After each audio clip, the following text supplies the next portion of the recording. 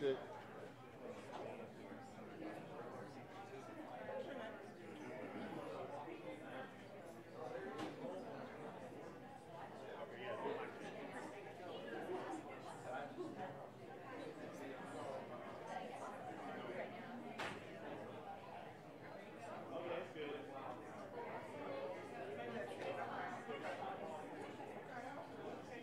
Testing 1, 2, mic check, testing 1, 2, 3, mic check 1, 2, testing 1.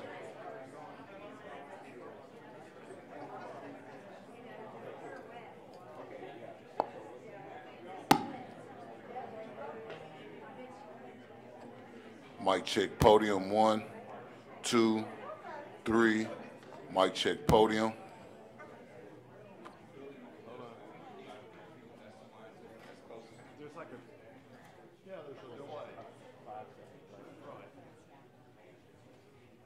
Testing 1, 2, mic check 1, 2, 3, testing 1, 1, 2, 3, testing.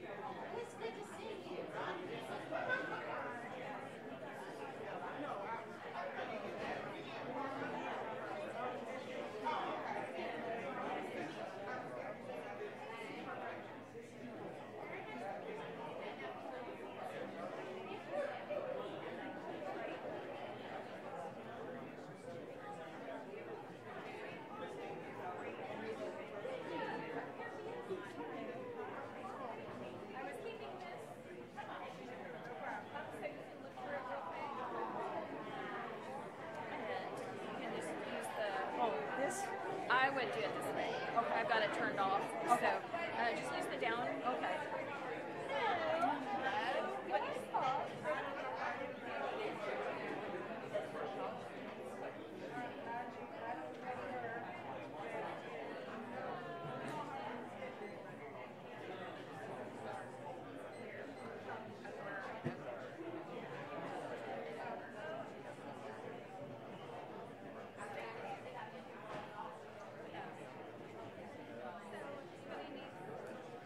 In the car or like or where?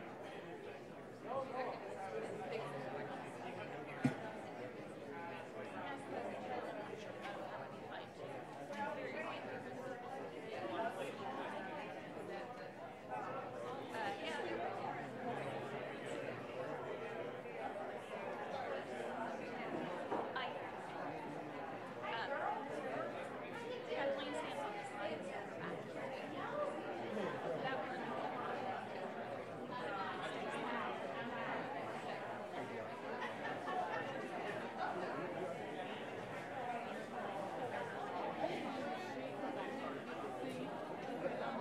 How you doing well?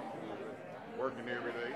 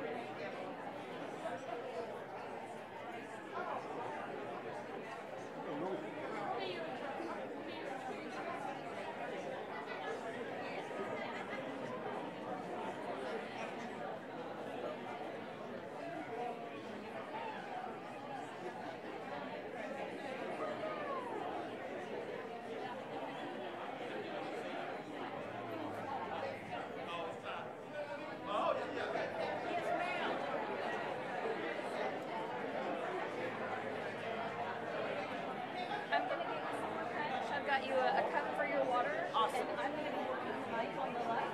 Thank So if you need something, just give me the eye.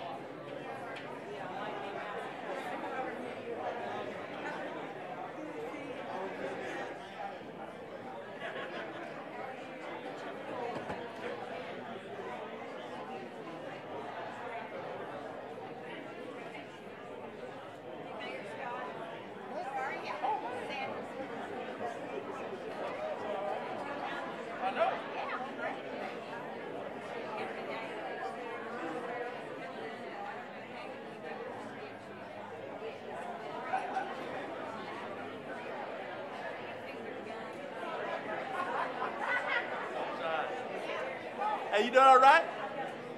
Good to see you. Oh, huh? Said I'm right behind you. Oh, okay.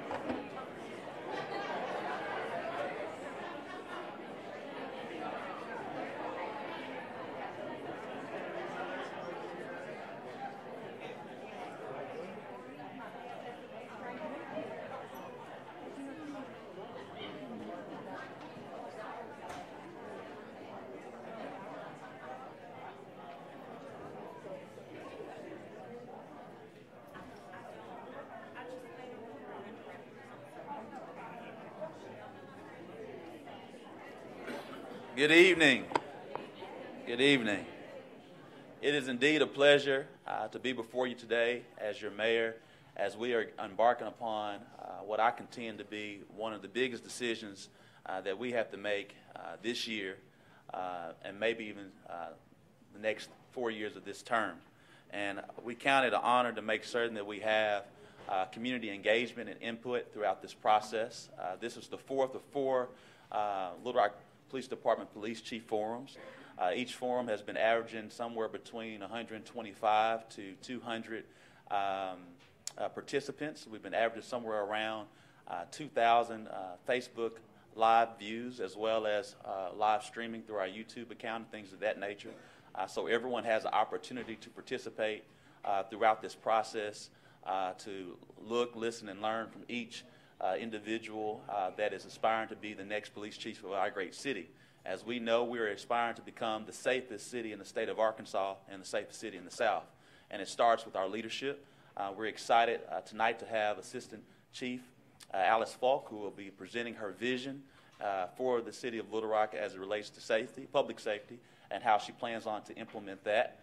Thereafter, she will then have question and answer for the duration of the night. We believe that she's going to be somewhere between 15 to 20 minutes on the presentation, give or take, hopefully. A little less than 20, okay. We're trying to keep everybody on time, and it's not unfortunate if we get out here a little early. But that being said, we have time allotted from 6 p.m. tonight to 8 o'clock p.m. tonight for this, and for everyone to know, as I've shared, I'm not holding to a timetable to make this decision. This decision I will not totally make alone. I'm seeking feedback from the entire community. I'm seeking feedback from the City Board of Directors. I'm seeking feedback from the Fraternal Order of Police and the Black Police Officers Association. I'm seeking feedback from every resident of this city because this is something that's going to be near and dear to each of our residents. And I'm also seeking feedback from the existing men and women of Little Rock Police Department. I do want to take some time right now to recognize the City Board of Directors. They have been very diligent in coming to all of these forums as best as they could. Tonight we have Directors Wyrick, Wright. I see Director Webb, Director Peck, Director Hines. I do know the other directors are on the way. If I can't see all of them, but I do know they're on their way as well. Oh, and you know I cannot forget Miss Irma Hendricks, Director Irma Hendricks, and I won't ever forget you. Yes. You know, guys, I do have glasses, so from that standpoint. But also just want to take this time just to say thank you again to everyone who's here before us tonight. And again, this is a very huge decision. I'm now going to bring up my senior advisor, Kendra Pruitt, who's going to kind of give us the lay of the land for the rest of the evening. And again, as I go back to talking about the decision-making process to make certain everything is accountable, clear, and transparent, while I do not have a timetable, I will be acting with deliberate haste. I hope to make a decision in the next few weeks after receiving feedback from the community. But ultimately, this will be my decision, and I will be held accountable to this decision. But I want to make certain that I get as much feedback as possible from the community and everyone who plays a role in this process as we become the safest city in the state and the safest city in the South. I now bring up Kendra Pruitt, my senior advisor.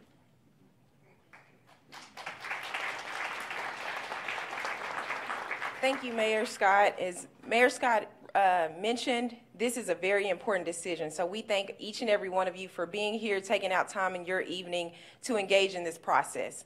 I just want to lay out kind of an agenda for tonight, and then we'll jump right in. As you know, Assistant Chief Alice Fulk will give her vision for the City of Little Rock under her leadership. Her presentation will take about 15 to 20-ish minutes, and we look forward to hearing and seeing what she has in mind for our city. After that, we'll proceed to our question and answer session of the evening. We have 2 microphones on each end of the room. We ask that you guys would approach the microphones and ask your questions. We limit your questions to 1 minute each, and the questions must be directed to the candidate. No long reiterations or stories or statements that you're planning to make. Disruption of any type will not be tolerated this evening. Attendees that disrupt the forum, including but not limited to speaking out of turn, yelling, or assembling in a manner that distracts other attendees, you will be removed from the venue. Signs and other materials that obstruct one's view or otherwise distracts attendees are also not allowed. Signage and materials or individuals carrying them may be removed from the venue as well. And any attempts to incite unrest or other disorderly conduct will not be tolerated.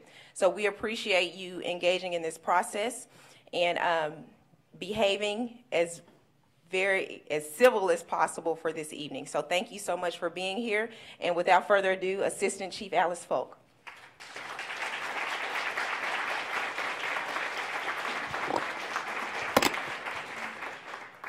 Thank y'all. And Kendra, I need to thank you especially for saving the best for last. Our mayor, Frank Scott, said numerous times when he got elected, today will be a new day. It's ready for a new day. And I'm going to tell you why I'm going to be your best choice for a new day police chief.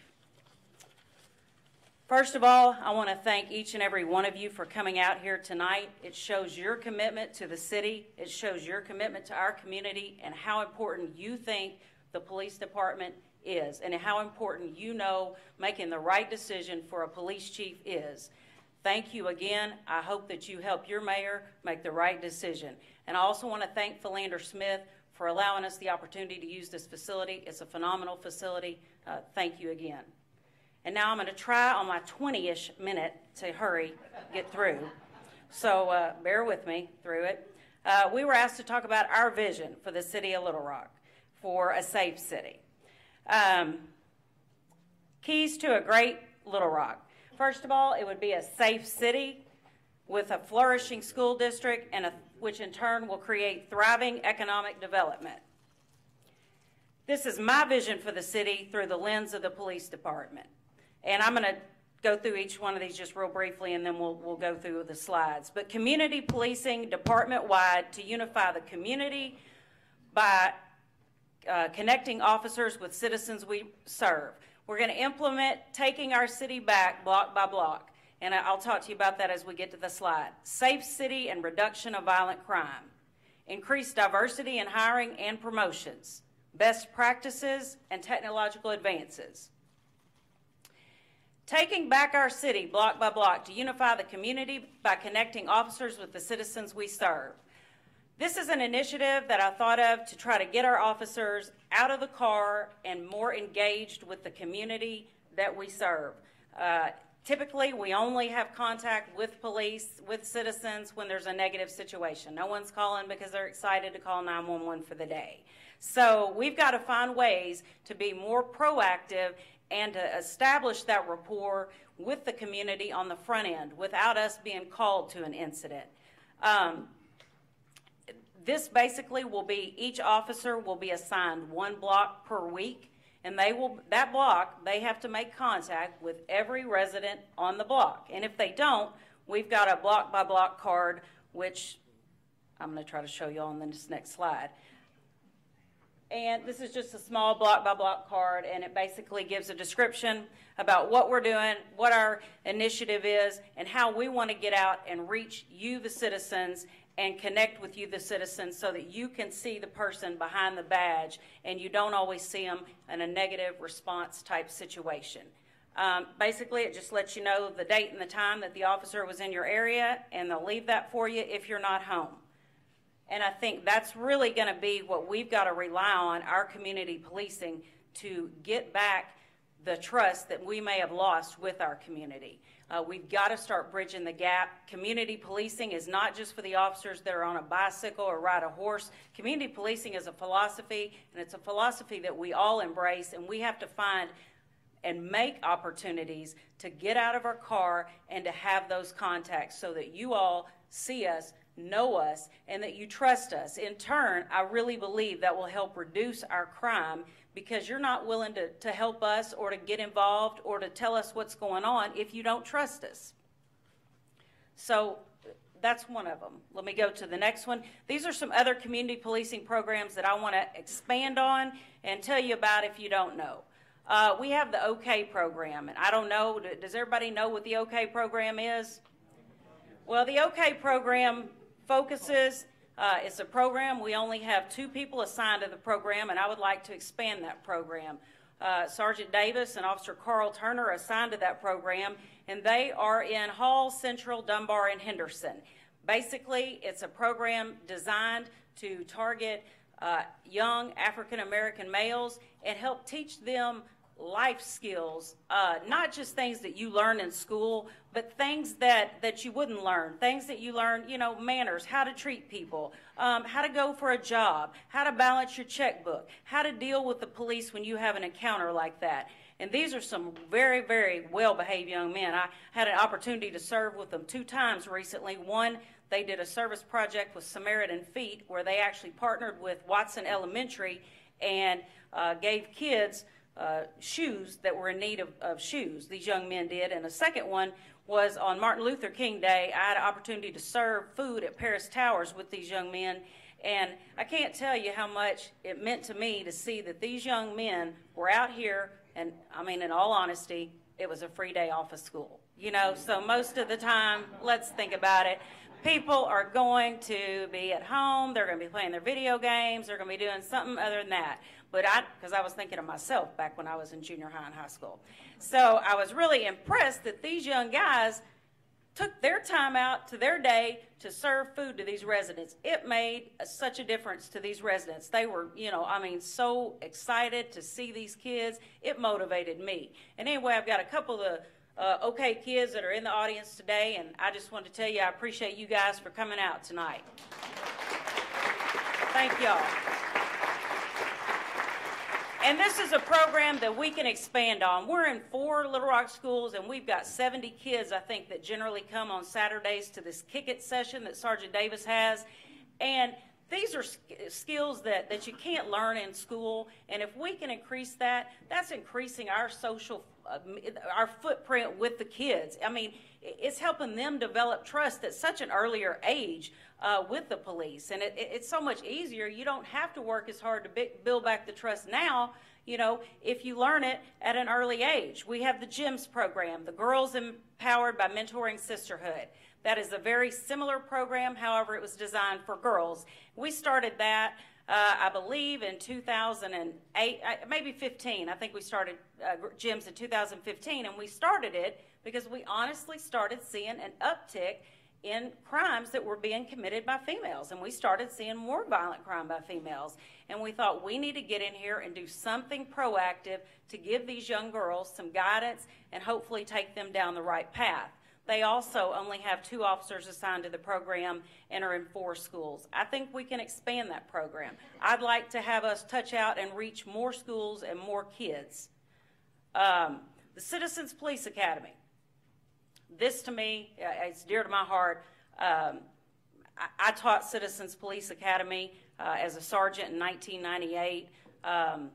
This basically is a 1 day a week academy for 8 weeks.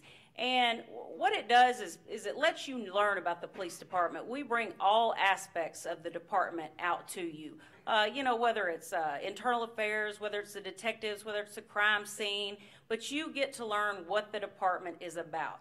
And it's not for people to necessarily become pro-police. It's so that you become well-educated, that you know what the police do. So when we have a critical incident, you understand what are the checks and balances in place in a police department. Very, very informative. We have 4 of those a year with about 25 people that attend, and been very successful. We also had one this last year that was strictly for Hispanic individuals. It was a great, great opportunity. We have also had one for the deaf, which, again, I think that's a great way of trying to encompass and bring everybody in the community involved. Metropolitan Career Tech Center. Have any of y'all even heard of that? Okay, well, that was more than me, because I'm used to thinking of Metro Votech, but apparently it's changed. It's called Metropolitan Career Tech Center. And Mr. Poore, we have partnered with him, the superintendent of Little Rock School District. They offer a criminal justice program, and actually one of my officers at training is assigned to that program. And these kids learn about law enforcement. They learn about dispatching. Actually, when they graduate the program, they have a security guard license. So we find that as a good way to target and recruit as well. It also develops and builds those relationships that are so well needed in the community. Again, some of these kids that go through this program, if they decide to be a police officer, we give them extra points in the process to try to pull these people in as potential officers. Our summer youth camp. We have about 100 kids that go through this from age 10 to 12. They go through, officers volunteer, and they're in plain clothes, and they do everything you could think of at the Ferndale 4-H Center. I think I went out last year, and I mean, they had me in a canoe going across this pond. And I was like, oh my goodness. I was like, what have I gotten myself into? But, you know, they have a wildlife exhibit. The next thing I know, I was helping hold a snake with some little kid, and I was like, oh my gosh, you know.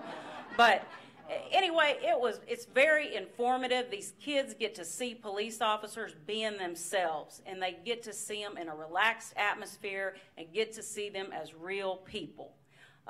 That's something we do. I think it's very, very productive. And our school resource officers, I'm sure y'all know we have those. We have 21, and then we have 2 sergeants that are assigned to the program. They do a phenomenal job. They're not there just to arrest students. They're also there to build a rapport, build a relationship with them. And again, this is another way that we have of trying to touch and reach out to that young community.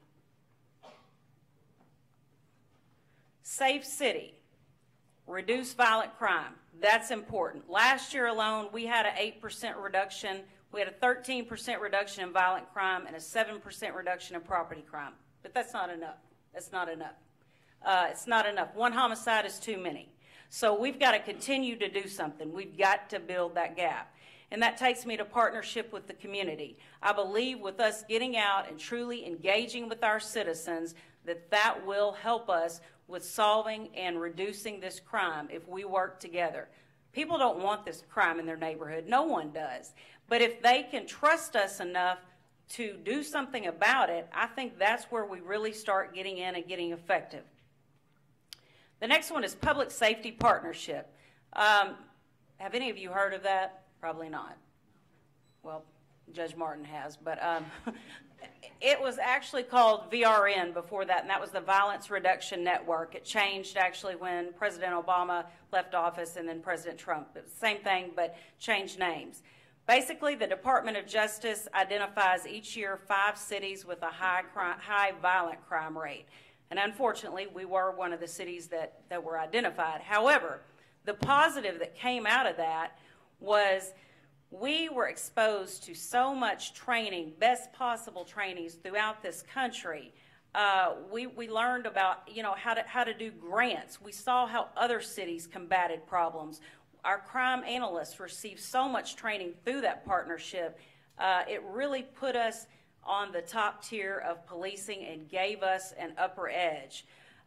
It forced us, actually, in a positive way, to get in the room with our other local, state, and federal partners. We would meet weekly with them. We worked intensely with the prosecutor's office. That's really when we started seeing a lot of our gun cases being adopted by the federal U.S. attorney, which, if any of you all know, if you get caught with a gun, the gun charge is federally is a lot stiffer penalty than it is state. So that program alone really, really increased our relationship that we have with those people. I think pretty much because of that relationship, we were able to get a TIPS grant, which was like $497,000. So again, it had a tremendous impact. Our traffic safety officer, that is a civilian that goes out and works traffic accidents. We have 3 of them. And they were hired, they started this past year, but they probably didn't get real rolling until maybe April. And they took over 1,200 accidents from the beginning of the year till the end. So if you figure an officer's allotted 1 hour to work an accident typically, that's 1,200 hours they gave back to patrol so that patrol can be out there, and that's time that we can get out and meet the citizens and develop those relationships. Our telephone reporting unit. This was something I was very excited about. I'm over this area, and I got to bring back the cadet program. Everyone was really, really upset when we lost the cadet program. I was not a cadet myself. However, every officer that's at the department, they missed this program, and it came back, not under its same form, but they actually are now hired, and they are over our telephone reporting unit. And what they do is take non-emergency police reports. And again, this is another way that we're giving patrol time back. They took, and again, they weren't really up and rolling until about April this past year. They took over 6,500 reports on the phone. And typically, we allow an officer 40 minutes on a call. That's about the average. So I don't know the math, but 6,500 times 40, that's a lot of time that we are giving officers back on patrol that we can make positive, constructive contacts with the citizens. And that's what it's going to all be about, is the strong relationships that we're building. And that's going to be a key to us having a safer city. Another key point, we've got to increase diversity in hiring and in promotions.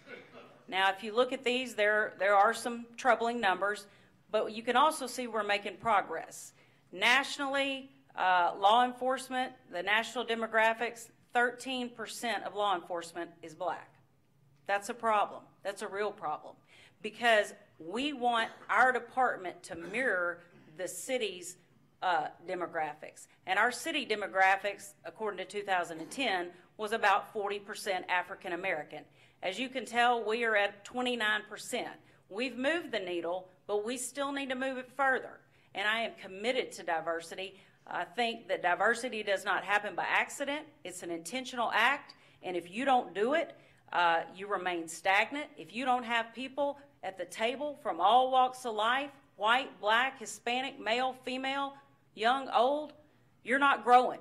Whether it's a company, whether it's a department, you're not growing. You're not bringing the best ideas to the table.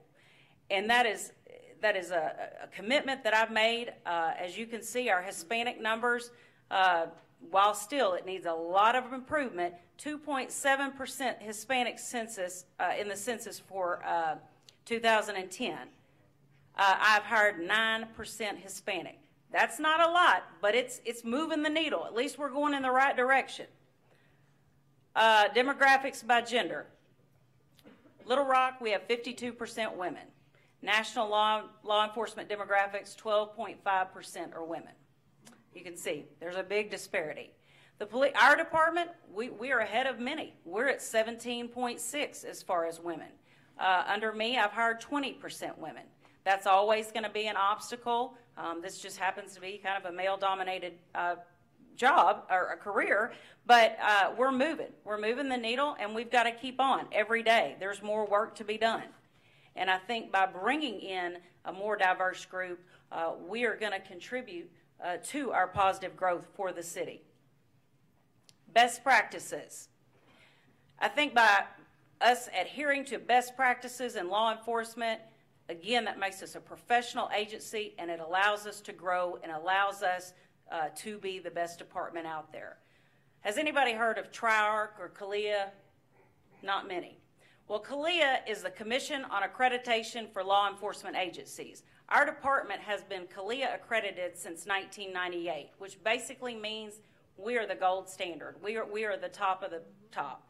And it's an independent agency that basically grades law enforcement agencies, if you will. You have to reach a certain number of standards to be accredited. And we are a CALEA accredited department. But this past year, we decided, hey, we're going to try to see if we can be a TRIARC accredited agency. And that means having your police department accredited, your training division accredited, and your communications division accredited. In June of this last year, our training division was awarded a CALEA accreditation. They do worldwide accreditations. There's over 18,000 police agencies, or about 18,000 police agencies in the U.S. alone. Our department was the 34th training division to be accredited. That's throughout the world. We are doing the best practices, but we're not doing a great job of telling people about it. So that just shows you our training is top-notch, best of the best. I believe we have the best training in this state. There are only 18 TRIARC accredited agencies worldwide, and we are on path to get ours in 2020. They give you about 2 years to accomplish each of those areas. 21st century policing. Again, this was a report from President Obama that put out the best practices, in a sense, calling 21st century policing, and there are 6 pillars. We try to follow all those pillars in one way, shape, or another and teach those and instill those values in our recruits and in current in-service. Assessments. These were assessments or audits that we actually went out and sought on our own. And I was over all 3 of these areas that we had these independent audits. We had an independent audit with the International Association of Chiefs of Police. They partnered with a human resource firm to review all of our recruiting and all of our hiring practices. After that assessment, we changed some things, and we were able to, I think, get a bigger, broader group of folks through the door that we were having hurdles in the past. The way our scoring was, it wasn't getting us the diverse group of people that we needed, and it really probably wasn't the best scoring mechanism. So we made a whole lot of changes to that, and there's been other states and other cities in this state that have asked and have looked at our actual reporting, our recruiting and hiring report. I gave a presentation actually at the IACP conference in 2017 on the results of that hiring and recruiting. And people don't realize that we have best practices. I mean, we went out and sought to get that, to get better. Our property room, we had an independent company come in and review a property room. A property room is something that can get a chief fired real quick. And we changed everything we could to do best practices in that property room other than the building itself, and that is just going to have to be something that's down the line that we are going to have to get another building. It is dilapidated, it is run down. However, everything in that building is stored a lot more efficiently and a lot more securely than it was when I first got over there. Our communications division, we had an independent assessment of them, and we also learned best practices. We have completed most of those things. One of the last pieces is going to be our computer-aided dispatch, which we are about to get the contract signed right now, which basically will mean we have a lot more efficient dispatching. Again, Little Rock Police Department facilities, we will get a headquarters building. We already have it. It's kind of catty corner from our main building right now. That should be completed in 2020. And just 2 facilities that in the future we need to look at getting is a new property room, and we've practically outgrown our training facility. So those are 2 things that in order for us to keep best practices, we need to look at futuristic. Technological advances. A lot of these things you're going to look at and you're like, what in the world is this? Does anybody, who knows what ShotSpotter is? A lot of people have heard ShotSpotter. For those of you who don't know, these are some devices that are mounted on poles that cover a 2.5 square mile area, and they detect gunshots. That's important for us because it allows us to, if we don't get called on it, to respond to the area and try to collect any evidence that may be at the scene. Which leads me to NIBIN, and I'm not going to get in the weeds with this, but NIBIN is basically a machine that analyzes shell casings. And shell casings are unique. They're like a fingerprint. They're one of a kind. This NIBIN machine costs about $300,000. We are in the middle of exploring a way to get a NIBIN machine. The NIBIN machine basically correlates all those casings. So if you stopped somebody and they had a gun and there was casings in the car, and then I responded to another incident and there were shell casings there, they're able to make all that make sense and get together and determine, hey, these three incidents here are connected. It was all with the same gun. So for us, that's technology, and those are things that are going to help us and continue to make us rise to the top. Crime analyst. We have 5 crime analyst positions. We just lost one, unfortunately, to St. Louis for a raise, so we are in the middle of trying to hire another one. But these crime analysts, they are great. They are using crime stats. They're entering those every day. And that's what gives us the data-driven policing. We don't put officers out there just because we think, hey, this would be a good area, or I think this is a big enough area to cover. We put them out there because it's data-driven. It's intelligence-led policing.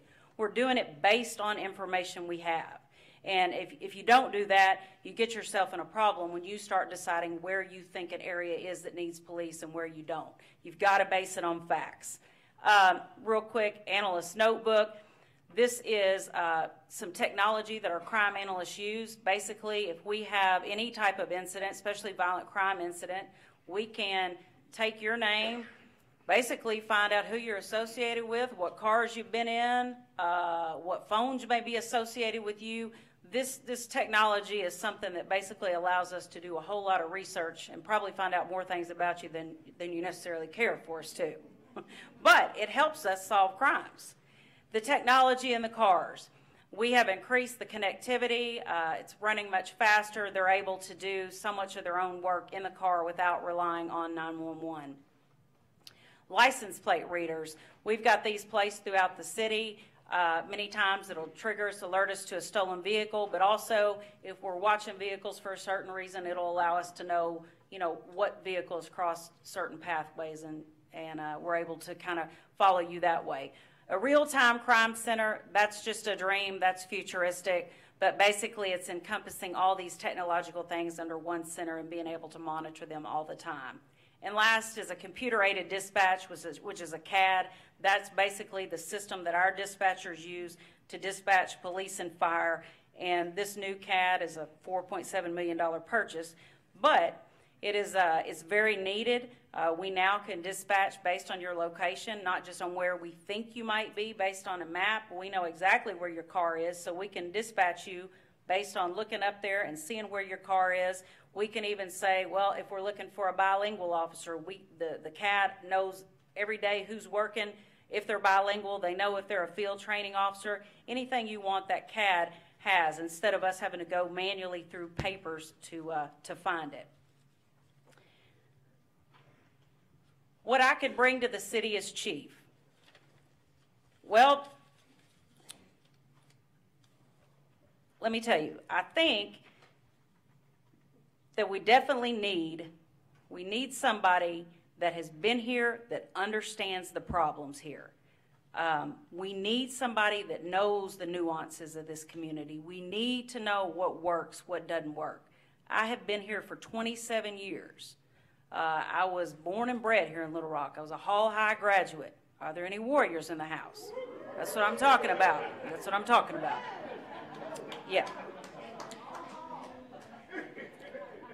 I went to UALR, got a bachelor's in criminal justice, and actually as a working adult, I went back to Webster, and this wasn't online. This is the kind where you had to go sit in the class to get a master's in human resource management. And I tell you, I did that solely because I thought this day may come one day, and that may be the difference in candidates and who went back and who got that master's degree. And I don't believe that's asking too much for a chief of police to have. I think they should have that master's degree. It shows I'm invested in this city, and it shows I'm invested in educating myself and this community. But also I want to tell you a little more about myself, just so that you'll understand where I've come through and the experiences that I have. And I know I'm probably getting close on time, Kendra, so I'm hurrying. I started here in February of 1992. I was just finishing up college as I started. I was a patrol officer. I was a community-oriented policing officer. I worked at 23rd and Arch. I walked around 21st and Rock area. I then moved to the 12th and Cedar Alert Center, and I worked around 18th and Harrison and backed up almost to the Highland Court area, if y'all remember where Highland Court was. I was a school resource officer at Mableville Junior High. I then went on to become a detective. I was promoted to sergeant in January of 1998. I went to the training division where I supervised Citizens Police Academy, crime prevention, and DARE. I then went back to the detective division. I was promoted out of there to lieutenant in February of 2001. I went to downtown patrol 3 to 11 shift as a shift commander. That was the busiest shift we had at that time. I then went back to the detective division as a lieutenant. And as a captain, I was promoted in June of 03. I was served over the Records and Support Division. I was served over the Northwest Patrol Division as a captain. I was the Internal Affairs captain for 3 years, and my last 5 years as a captain, I was over the Detective Division, and that eventually turned into what we now call major crimes. But basically, it supervised every investigative role other than narcotics. So also, I kind of want to bring you up to speed on when I got promoted to assistant chief. It was May of 2015, and I want to tell you what I've done and what I oversee, which is why, again, I think that'll be helpful in helping you understand why I think I've got the credentials to be your next chief. I'm over the Executive Bureau, which is our training division. We do the recruiting, the hiring, the in-service training, and we do rookie school. We also have an officer, like I mentioned, that's at the Metro Career Tech Criminal Justice Program. I'm over the Records and Support. The Records and Support Division has records, all of the technology, all of the fleet, and our accreditation, and the TRU cadets. I'm over the Headquarters Division, which has the Warrants Division, Building Security, Property Room, Extended Leave, Emergency Management, and the Wellness Unit. I also have the Communications Division, which is our 911 center.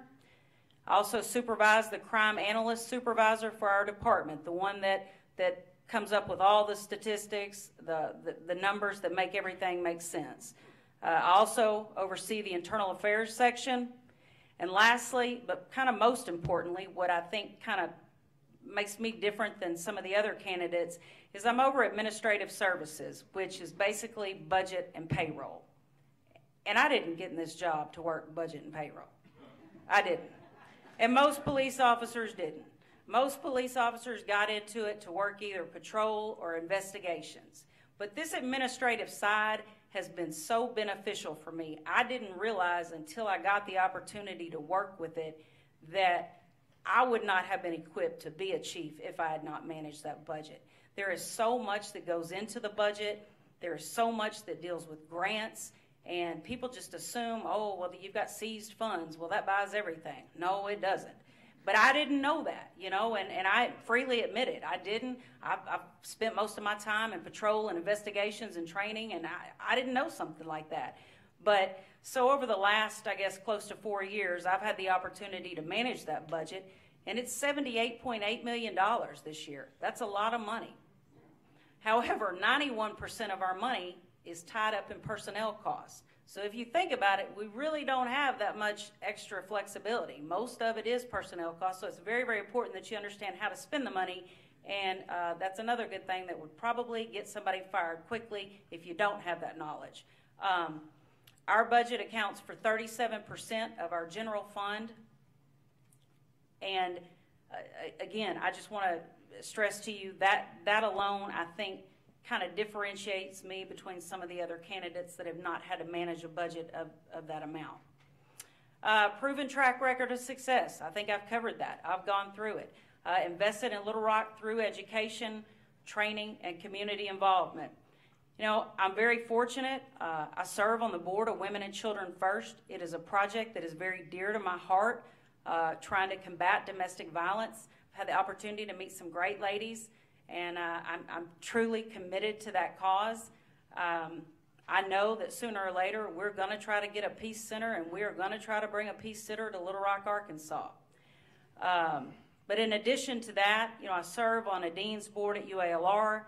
I'm vice president of the Southeast region of the Arkansas Chiefs Association, and I serve as on the Public Safety Advisory Committee for the Municipal League. I am invested in this community. I've done what I can do to show my commitment. Those are so, so important. And I think I've kind of covered why I'm the most well-rounded candidate, experienced in all facets of the department.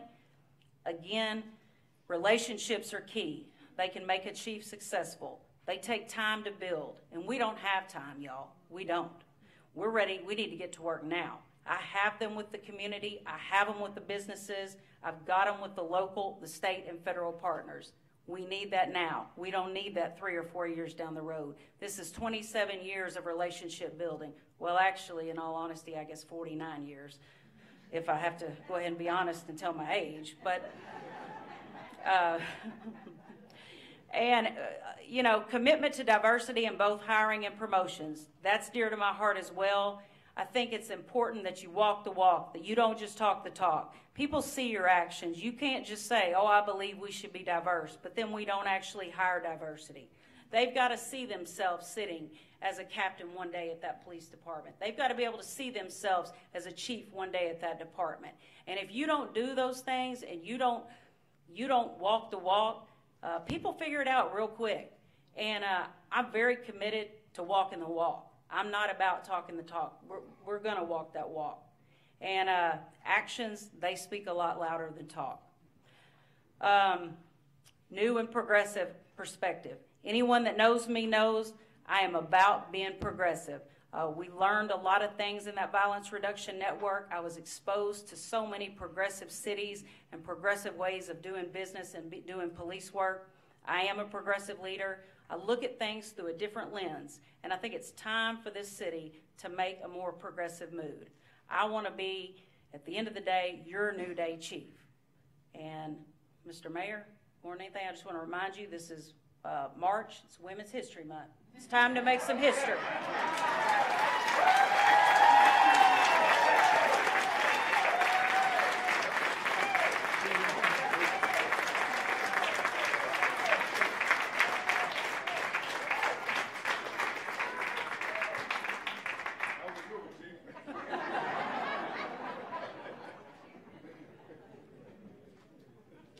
Thank you, Chief Fulk, for that entertaining and fun presentation. We'll start with questions. Again, microphones on each side of the room. If you guys would line up, we're also taking questions online via Facebook Live. So we'll try to get as many in as possible. Let's start to my right. 1 minute, sir, and make sure your question is directed to the candidate. Thank you. I'm Glenn Schwartz. I'm the president of the state chapter of the National Organization Normal Reform of Marijuana Laws. I want to talk about officer discretion. You know, in 2011, Governor Beebe passed a reform to where you could have up to 4 ounces of marijuana, and it was just a misdemeanor. And yet there's still enhanced penalties on the books, possession within 1,000 feet of a school, and especially the simultaneous weapons, that could turn that misdemeanor into a felony. So do you agree with me that it's just unfair to take what is going to be a misdemeanor in the great majority of cases and turning it into a felony with these enhanced penalties? And would you instruct your officers to, use their discretion on that? Well, Mr. Schwartz, unfortunately, the law is the law. I can't change the law. We do enforce the law. But I can tell you that we have had such larger drug problems that misdemeanor marijuana possession is really low on our radar. It's low on my radar. I don't mean that to devalue anything, but, we're looking at people have heroin overdoses every day and dying. So in all honesty, that's more where my focus is. Good evening. Hi, I'm Hannah Norwood. Thank you for your time and listening to our questions tonight. Our city started out in 2019 with more homicides. The rapes are also up. So could you tell us, please, how we can reduce violent crimes in the city? Well, actually, now, Hannah, I looked today because I was preparing. I knew I was trying to hit me with my numbers. This is one I actually do remember. We are actually down 21% as of today in rapes. But you are right. Last year, we did experience a trend, and I would always, Thursdays is our ComStat meeting, which basically means we get together and we discuss crime that's going on and crime trends. And we did experience an uptick last year, and we never really had a solid reason for the uptick in rapes, because I was very clear to make sure to ask, you know, I wanted to make sure it wasn't something like a serial rapist. And everyone was a separate case. We could not pair anything together on the rapes. But I appreciate you asking, because that's something that obviously we want to pay attention to. That is definitely not something we want to get out of control. But we actually did experience just a little bit of a decrease right now.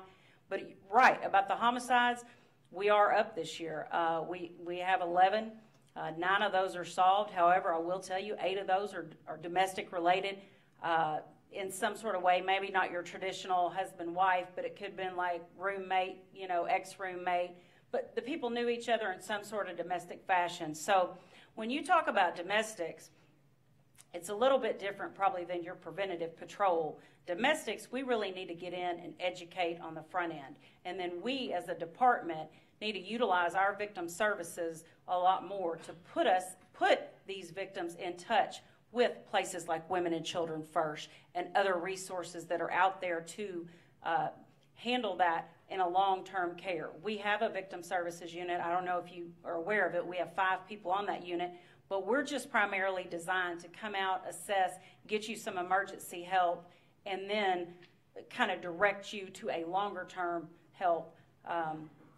Again, and that's primarily, you know, dealing with domestic violence or any problems you're having. But they definitely, it's alarming to me that our domestic homicide numbers have gone up that much.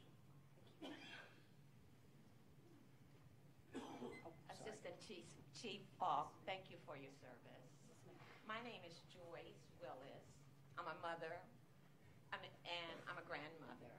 And my question deals with diversity. You touched on your thoughts in reference to diversity. You also talked to us about some of the stats. Ma'am, speak into the microphone. I'm sorry. You also talked about the stats as it relates to diversity. So to speak to that a little bit more, could you share with us some of your strategies that you will think about or implement to staff the police department so that it is more reflective of the community, of the many communities that is in this city? Sure. I'll give you an example right now, and I appreciate the question. I am over, like I said, the hiring in the background. Our hiring recruiting section, the sergeant is a black male over it. We have 4 black male officers that are doing the recruiting and background. We have 1 black female that she splits her time between there and Metro Votech, and we have 1 white female.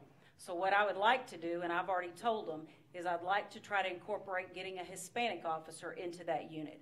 I think that the people that are out there recruiting, they really need to be reflective of the city, because those are the people that are typically the ones making contact, trying to bring you into the department.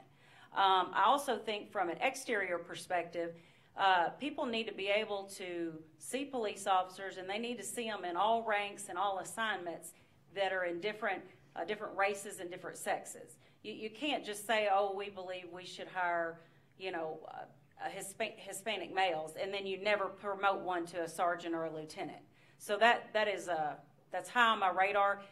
It's very hard sometimes to get people to take promotional exams, which you would be surprised. But so there are things inside that we've got to do to try to motivate, and I hate to say it, but we almost have to find ways to encourage you to take these tests to promote, and that affects our diversity quite a bit, to be frank, is a lot of people don't choose to test because They may have, they get a certain amount of overtime, or they work a day, weekend off job, and so sometimes we don't have the most diverse pool of people taking those promotional exams. So there are things that, we can try to do to try to make it more, make you want to do it more, but that has been a hindrance at some. But I think if you look back in our numbers, over the last several years, we have definitely increased with not only African American, but Hispanic and women. Real quick, I just want to advise everyone to speak directly into the microphones because the folks on Facebook Live can't hear it. Thank you. Yes, ma'am. Hi, I'm Amy Doherty. Thank you for taking my question. A little closer. So the Violence Reduction Network is important to our city. You were the city liaison, so please tell us what the program encompasses, and also what do you feel can make a difference? The Violence Reduction Network was a great program. I will admit that I felt like it was a second job at times. It was very labor intensive. We basically partnered, and it forced you into the room, which was a good thing, though. I'm saying that and it sounds bad, but it put us in the room with our local prosecutors, with many of our state, a lot of state paroles, state probation. We got there with ATF, DEA, FBI. We were all in the room and had to work on strategies together. And it let us build relationships to where now I wouldn't trade those for anything in the world.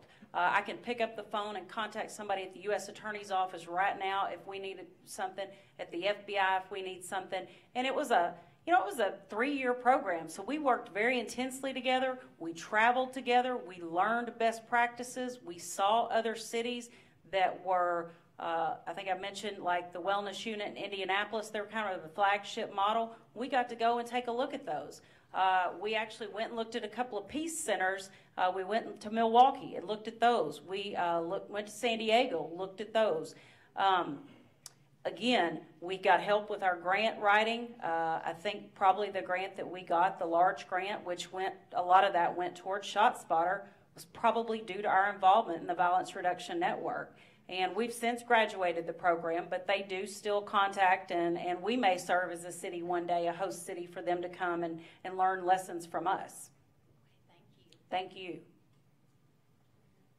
Hello, my name is Shanice Fuller. I'm a clinical social worker and a survivor of domestic abuse. I want to know your viewpoints on domestic abuse and how you will aid in bringing awareness and making sure that women feel safe coming forth. Thank you. Thank you. I appreciate it. And thank you for being a survivor.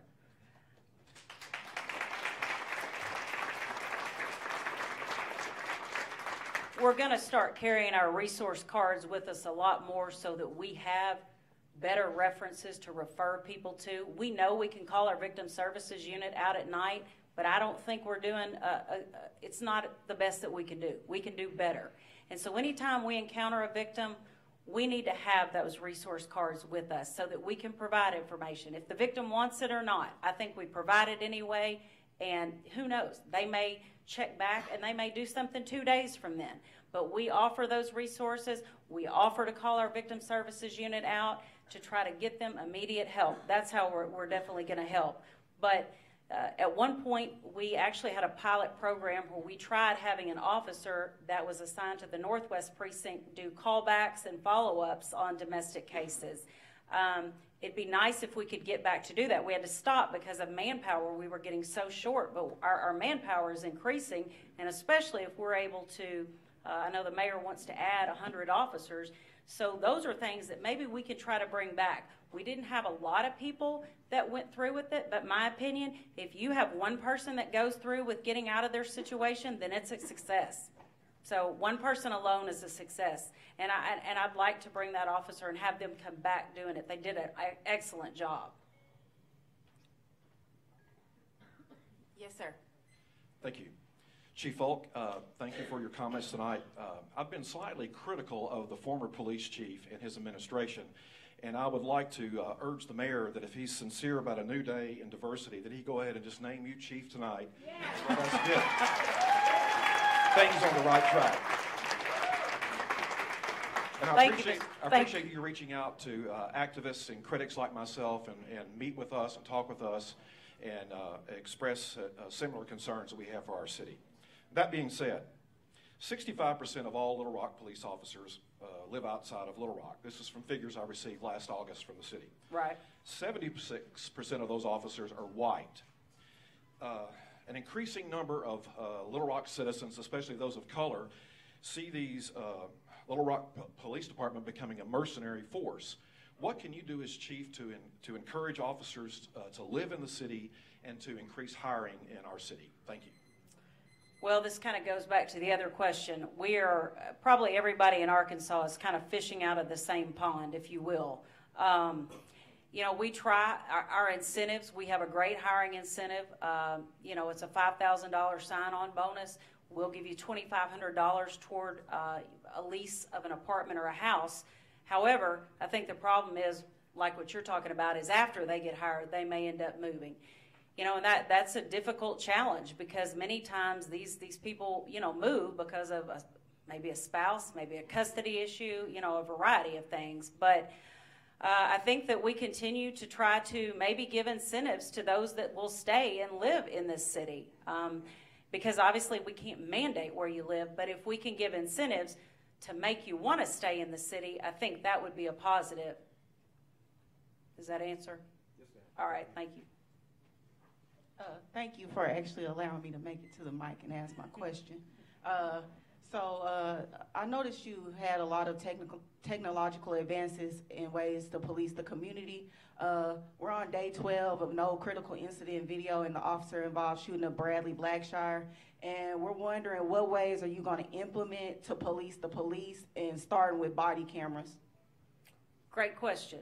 We've been looking at body cameras since 2014 because I was actually assigned to that project.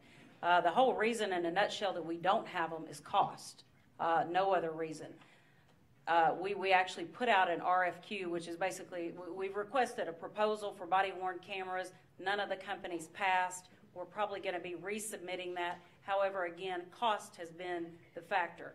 And when it talks about policing the police, we have an internal affairs division, and I think that they are capable of policing the police. I worked as the major crimes captain when one of our officers was arrested and charged with manslaughter.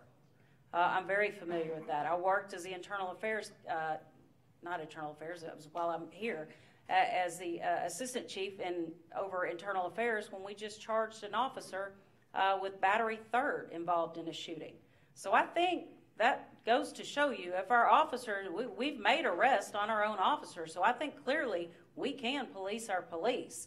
I don't think that's anyone's goal is to have a negative, you know, or something bad at the end of the day, but we're being fair and we're being transparent. Nobody enjoyed arresting a fellow officer, but it's all about doing the right thing. And we're there to fact find. We're not there to, you know, pass judgment. We're there to fact find, collect a case, put it together, and give it to the prosecutor's office. And as far as the video, I believe that the video is going to be released when we give that to the prosecutor. We want to give the videos out quickly. I mean, we don't want to hide things for us, but we have to work with the prosecutor's office, and it isn't just our case. It's the prosecuting attorney's case as well. They don't like the videos going out, and the reason they don't is they say that if, in fact, there are criminal charges that will be filed, they have a very hard time finding a jury that hasn't seen it on social media.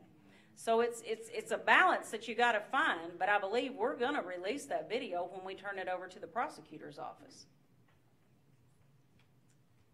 I'm going to take a quick Facebook question. Assistant Chief Fulk, how are you going to handle the situation of a sexual predator volunteering with the OK program? Yes, it was in the news. I mean, I think it was a very unfortunate incident. I don't know exactly, you know, how it fell through the cracks. It's unfortunate, and, you know, we messed up. We're going to fess up. We're going to say, you know, we should have done better. We should have checked better, and you got to own it. But at the same time, you can't take away from all the good that the OK program has done for those kids. But at the end of the day, It was a mistake. It was a mistake on our part, and we're just going to have to own it. Yes, sir. Chief Folks, I have a twofold question. First of all, I'm a reader, and I read a whole lot of police stories and detective stories, and I watch a whole lot of police stories on TV. And they have what you call a wellness clinic. And I've not heard about one here in Little Rock. And I'd like to ask, if you're appointed chief, how would you work to make the street team more viable and more important to Little Rock based on our success story toward helping the officers break the cycle of violence in Little Rock? Okay, I'm going to get the first part right now.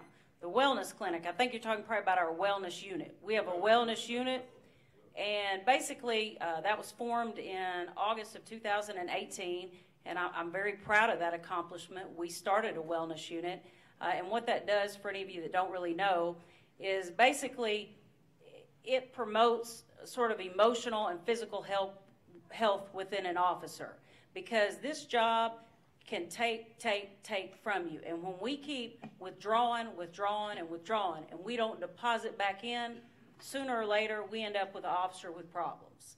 And this wellness unit is designed, if they have issues that they can't cope, to get them that extra help. The unit has gotten several people into substance abuse rehab already. We have just developed a partnership with the Emergency Responders Assistance Program out of Phoenix, Arizona, and there is also a partner agency in Oklahoma. They're going to take a couple of people that have been involved in critical incidents and send them to a critical incident summit. There are things that we have to do as a police department to deposit back into our people, and that's what the wellness unit is, and I'm very proud of that unit. We just got another officer assigned to it, and I think it's really important that we start giving back to what the officers, after some of them see things that they probably should never see. And when you talk about 20 and 30 years of seeing some of that stuff, it's probably not the healthiest. And the second part about the street team, well, I think that's an awesome program. And I know y'all do a great job on that street team. I think what we could probably do is get Brother Wayne and maybe visit with our major crimes captain and get him to sort of be a liaison, because you guys are out there. You guys hear about crime. You guys know what's going on. And I think we need to get y'all closer. I understand that definitely you don't want to get too close to the police department, because you don't want to make it look like, that you're disobeying somebody's trust. And I totally understand that. But you guys play an integral part, and you do phenomenal work. And I'm just happy to actually get to know several of y'all that do the work, and you do make a difference. And I think also bringing some of our kids from OK program and gyms and to learn about y'all, learn what you do. And Uncle Willie, I'd really like to share your story, but I don't know if I'm... Okay. Uncle Willie is on our street team, and I'm going to tell you right now, I'm a fan of Uncle Willie. I met Uncle Willie a couple of years ago, but just to let you know, Uncle Willie was in the prison for 33 and a half years. This man is out. He has turned himself around. He is committed to helping young people not go down that road that he went down. And he has the most positive attitude of anyone that I know ever. And, he doesn't hold grudges. He admitted what he did was wrong, and he is out here trying to stop our youth from following that same path. So any way we can get Uncle Willie out there to connect with them, I'm behind it. And Uncle Willie is going to college now. I mean, he's not stopping.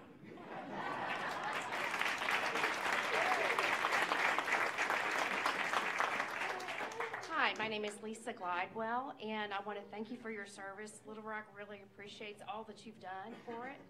I have a question about the opioid epidemic that's going on in the Little Rock area. You could answer what your thoughts are. Well, last year alone, I think we had 308 opioid overdoses. Actually, we're very fortunate. We weren't budgeted for Narcan, but I was able from the National Sheriff's Association to get 100 units donated for free. We then were very fortunate. Chris Palmer and Jerry, I'm going to butcher his last name, Baccarat, together have both collectively gone out in the community and sought private donations, and they have been able to come up with $9,600 in donations to get officers Narcan. And that Narcan has been used in 74 incidents that we've had last year alone.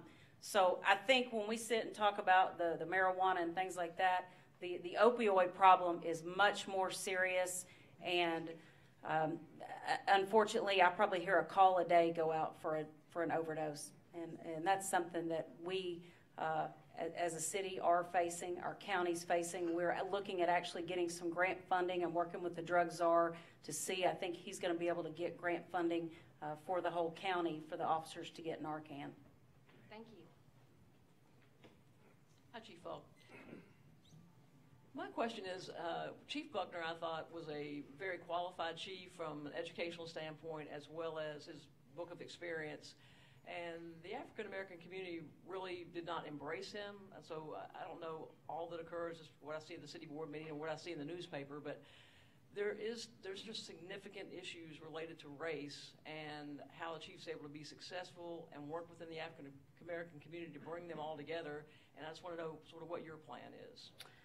Well, this may not be, a long, great philosophical answer, but I think I'm a very approachable person. I enjoy working with people. I think that comes out in my personality. I like to listen to people. I think it's fair to listen to everybody, treat everyone with respect, whether you are a maintenance man or whether you are a physician. You deserve the same amount of respect, and that's how I've always tried to treat people here at the police department, in the community. I enjoyed working in COPP because I was actually able to get out there and spend more time with the community. But I think it boils down to just really how do you treat people and treating people fairly. And most people that know me know I'm willing to listen. I may not always agree at the end of the day, but I'm willing to listen, and I think I'm very approachable, and I realize that there is that divide, and we've got to come together, and I'm always wanting to try to resolve a conflict. So I want to be the peacemaker.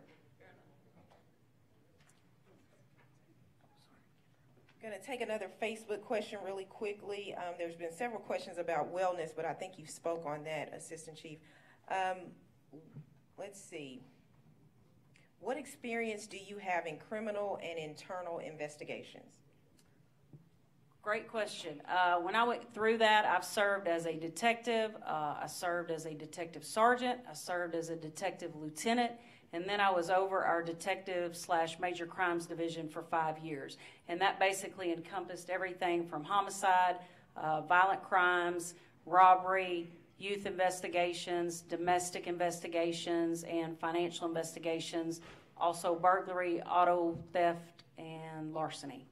And as far as internal, ever since I was a captain over internal affairs for 3 years, and since I've been promoted to assistant chief since May of 15, I have, we don't have a captain over it now, we have a lieutenant, but I am over internal affairs, so I guess that's, 4 years now, 7 years then, and probably at least 7 years in doing criminal investigations, so probably 7 and 7 just about. Hi, I'm Bettina Brownstein. I've heard the new mayor say that we need 100 new police officers. I want to know if you agree with that. And I want to know why we need 100. What's the basis for that? What's the analysis that goes into it? I got to admit, I think there's so many police people on the street. Every time I turn around, there's one in one of those fancy cruisers. Today I counted about 10 in 2 hours. So I think there's too many police. Well, I'm never going to turn away an extra officer, Mr. Mayor. I will never turn one away. But to your point, one of the things that I've kind of got in my mind as a mindset of things that I'd like to accomplish in the first 100 days would be to sit down with the mayor and for us to see if we could get a staffing study done by an independent, objective company so that they could take a look at how we're set up, where we have officers assigned, where we have civilians, and for them to kind of give us an overview, knowing our community of, maybe their input as to how many officers and where they would best be suited, and if there's ways that we can civilianize any officer positions. Or maybe cut down on the number. Well, now, I'm not giving any away, but... Yes, sir. Thank you, Chief Falk, and we appreciate your service, as has already been said. I'm concerned about one thing. It's my understanding, and you can help maybe clarify this, that you don't live in Little Rock. That's correct. And I'm concerned about the message that communicates, or that sends not only to leadership within the city and the department, but those current rank and file officers that we have, and perhaps those that would want to come. What message are you communicating as a leader to our city, our neighborhoods, our citizens, that you yourself don't live in the city? Well, I'll tell you, if I am the chief, I'll put my house on the house market tomorrow. But the reason that I live in Maumelle, for y'all to know, I've lived in Little Rock for 43 years. The last few I have lived in Maumelle. I bought my house. I got a very, very good deal. A friend of mine was selling her house. She needed to get it off the market. She already had another one built, and it was a bigger house. It was a great deal. I didn't have to go through a realtor, and I just took the great deal, in all honesty. I mean, no agenda behind it. And clearly, this job means a lot more to me than the fact that I had a bigger house than when I lived in Little Rock. It means a lot more to me. I put it on the market tomorrow.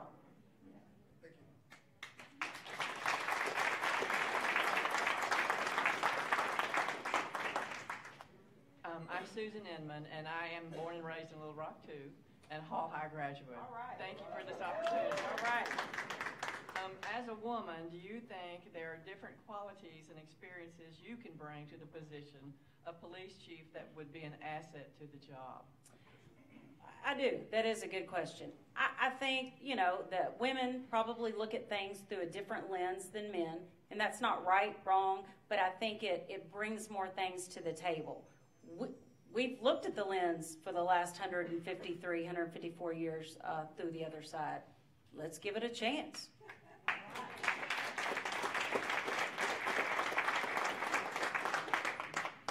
Congratulations, Assistant Chief Fulk, for making it to the Final Four. My name is Vincent Tolliver. I have one question. Yes, sir. That question is, if you are selected the next chief, you will inherit a police department that have real divisions. I'd like you to share with us 2 concrete examples of things that you have done in your current role to help mend those divisions, or that you plan to do if you are elected chief. Well, today, prior to coming here, I met with the FOP and the BPOA. One thing that all 3 assistant chiefs are doing is we've committed to doing a unity ball that the mayor is going to sponsor somewhat. The FOP and the BPOA will work on that together. We all 3 have committed, and I committed just as well, to work on doing that. That's I think we'll try to have an annual ball, but I suggested to them in the meeting today, we don't need to just do that. We need to do things anytime, like Thanksgiving, Christmas. We need to do projects jointly together. They have agreed to it. I mean, they want to work together. So I don't think that's going to be an issue. They asked if I'd have an open door policy. I will. I'd like to meet with them monthly. But as long as, and unless I miss something from our meeting, they both sides seem very receptive to sitting down and meeting jointly. And I'd like to continue doing that. I think having open dialogue and working with both sides is about the only way we can try to bridge the gap. You have to start with communication.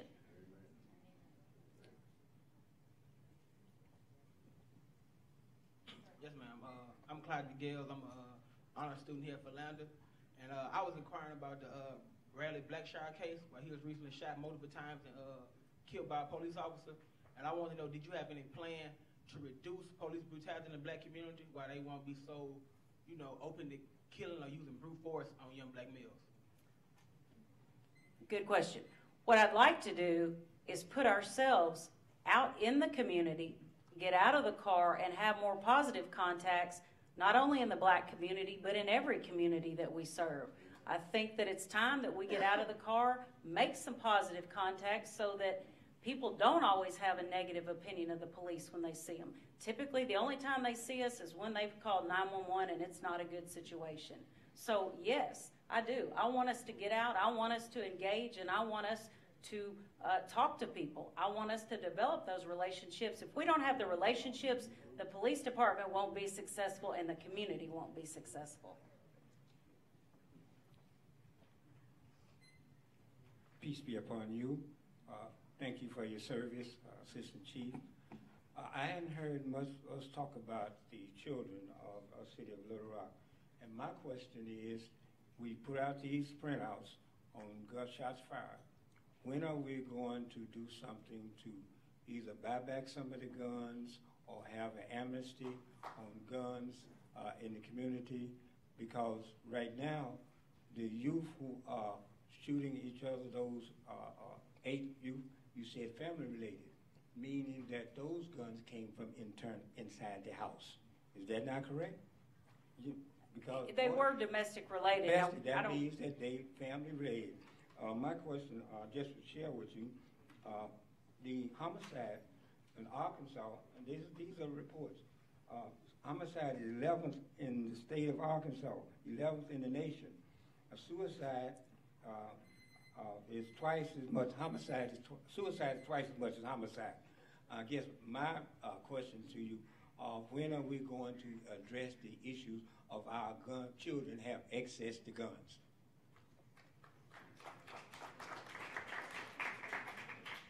That's a great question. That needs to actually start with the parents that have these guns.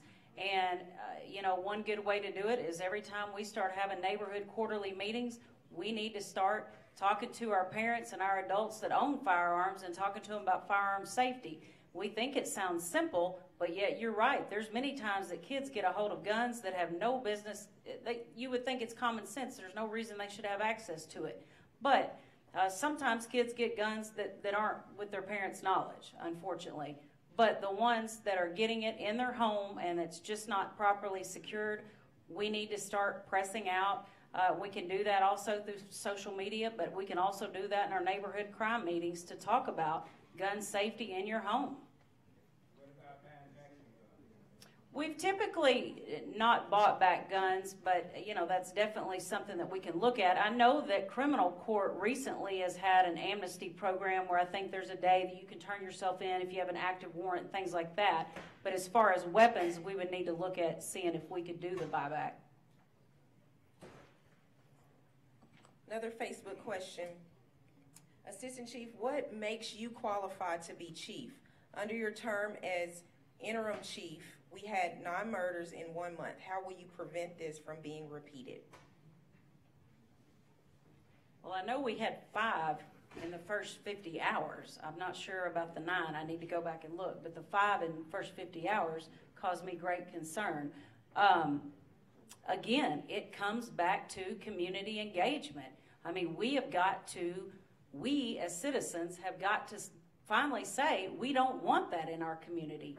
But if we don't have the relationship with the citizens, we're not going to be able to solve anything. We've got to have the partnership, and the partnership has got to start now, start today.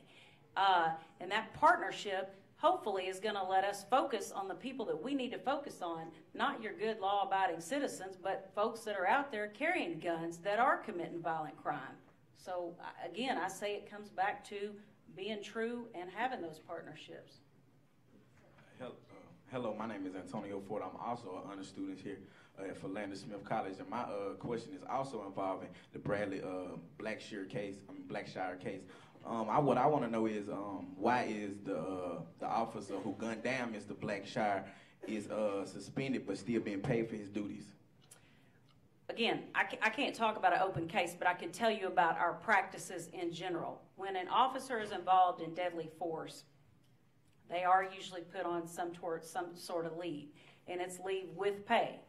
When you're an employee, you have to have due process as an employee, and part of that due process is to go through, wait for the investigation to be complete, and then if some disciplinary action is taken, they have the right to appeal that discipline action. And if there's criminal action taken, that's in a whole different venue. But there is a process, and it's to protect any employee until the files are completed. But as far as the specifics of the case, I really can't talk about it because it is open. But and congratulations on the honor roll, both of y'all. Chief Fulk, and I'd like to welcome everybody from Warrior Nation. Thank you, Rodney. Thank you. Class of '86. I too was a warrior, but I left as a chief. He also went to the University of Arkansas on a football scholarship, for y'all that don't know. So my question is, the last chief of police was an outside chief. Tell us why an inside chief is appropriate for this time for LRPD in the city of Little Rock, and why it should be you. Great question. Well, an internal chief, first of all, you don't have a learning curve. You know what goes on here. You know the ins, the outs. You know what works, what doesn't work. And if out of 594 authorized, we don't have one person that's qualified, that's a sad story. We've got qualified people, and we need to grow our own people. We've got it here. This is the best trained police department in the state. I would put them up to plenty of other states. Look at our training academy, 34th worldwide. We've got qualified people. I think I'm your most well-rounded candidate.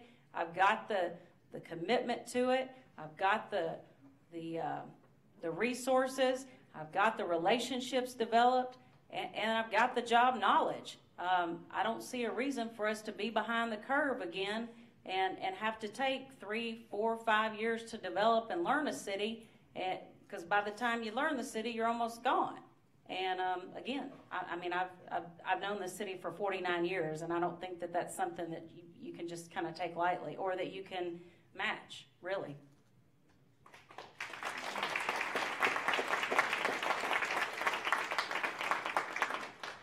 Hello, nice to meet you. My name is Keenan Atkins. I'm also a student here at Philander. I'm a business major. And about the Bradley Blackshire case, I would just want to know, you said that you all will be going out into the communities to heal the relationships between policemen and the citizens of the communities. And I wonder, like, after, let's say someone in the community is watching the news or on Facebook scrolling, and they see that an officer has gunned down a man and is being let off the force but still getting paid, what can you do in the community just by going there to heal relationships so like critical like that?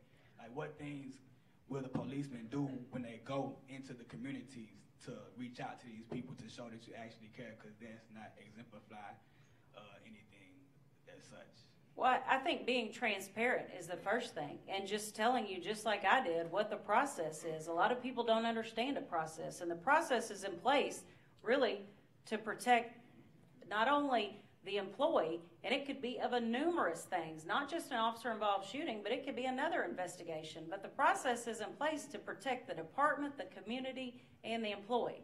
The last thing somebody would want to do is make a hasty decision on any kind of officer-involved shooting and terminate someone without a prosecutor reviewing it, without us going through due process. So I think the thing that you want to do is be honest and tell the community what the process is.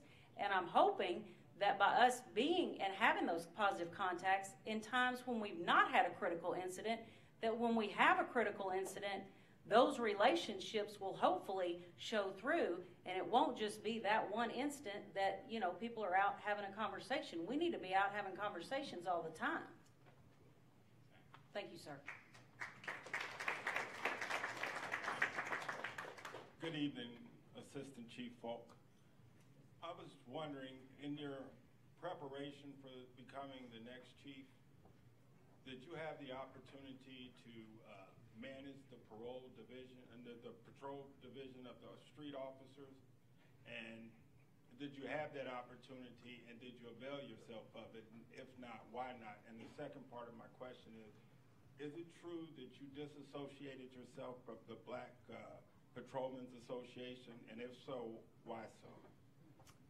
I was over the Northwest Patrol Division as a captain. Yes, I was. I also worked, as I mentioned earlier, as a shift commander, as a lieutenant over the downtown 3 to 11 shift, which at the time was the busiest. So, yes, I have managed patrol. As far as the BPOA, I was a member for, 15, 20 years, and I'm not a member anymore. There was a discrepancy with the previous president. He's now deceased, unfortunately. And I've talked to Sergeant Lewis at length, and he understands why I took away my membership. And there's no hard feelings on that at all, to be quite honest. I've known Sergeant Lewis since high school, so I have a very good relationship with Sergeant Lewis.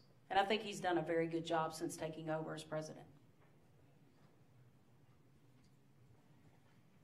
Take a Facebook question quickly. Assistant Chief Fulk, what's your plan for reaching out to college campuses and building a bond to filter in the new day of police you speak of? Well, as part of our recruiting effort, we need to be in every college in this state. There's not that many. We can hit every college, especially the criminal justice classes. We already are doing that quite a bit when we do recruiting, but that will be a definite thing for me to ask these folks, our officers, to get out here and to be in every college and university, especially some of the historically black colleges, because we need to increase that number of African Americans that we hire. Good evening, Chief, Assistant Chief, I'm sorry. Thank you for coming tonight. Congratulations on being part of the finals. I'm Peter Joseph, and I do attend school here. So my question, as you may have surmised, relates to the murder of Bradley Blackshire and Patrol Officer Charles Starks. In a case such as this, where a body camera would have been so revealing to show the problems in the community is sometimes facing with the LRPD department, I would ask you why, again, are we not necessarily doing the patrol cameras? I understand you said you were receiving a $78 million budget, 91% of it is going to personnel. That leaves about 9% left, which is roughly about $7 million left. So in this process, how are you deciding what money is going to be used for what? I noticed on the LRPD webpage, it says that trust with the community is one of the things that you guys are focused on. So do you come back to the community and tell them how are you using this budget? And my second question is, again, relating to the same case of Bradley Blackshire and a patrol officer. I do believe that there's an issue in the Little Rock. Excuse me, sir. Sorry, your time's out. We'll allow her to answer your first question. Okay. Okay, when we're talking about the budget. Yes, ma'am. Just kind of so you know, there's a lot of people don't realize, but Shot Spotter alone, it's $130,000 a year just for maintenance. Analyst's Notebook is over $100,000 a year for maintenance. Cleaning all facilities, you're looking at over $65,000 maintenance. So most of these things are already earmarked. We've got $110,000 out that we're going to have to give for rewards. Look at all the computers, all of the phones, all of that type of just basic technology that a detective needs. That adds up rather quickly. But does the community more so have a say in Oh. how that budget is being? Well, let me tell you a reason about the body-worn cameras. We want to do it. Body-worn cameras would be very helpful, I think. However, we have portable radios. We have over 500 of them that are at end of life. That cost about somewhere around $1 million, $1.2 million to replace those. We've got to do that before we can look at body-worn cameras, because that's the way that we have to get the calls for service. And if we can't hear the calls and respond, that's kind of a basic need.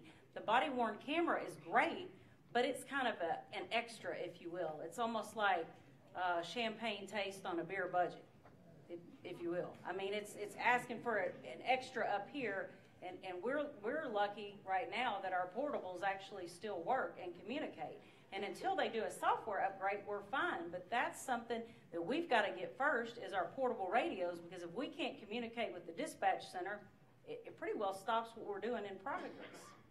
I mean, so I would say it just really comes down to priorities, and right now the portable radios are probably a little notch ahead, just because we can't do our jobs without the portable radios. And I do want to point out, we do have dash cams, we do have microphones as well, so many of the things that happen are captured. If they're not on video, they are on audio. But to your point, I definitely think body-worn cameras are a good tool for us to use in the toolbox. Yes, ma'am.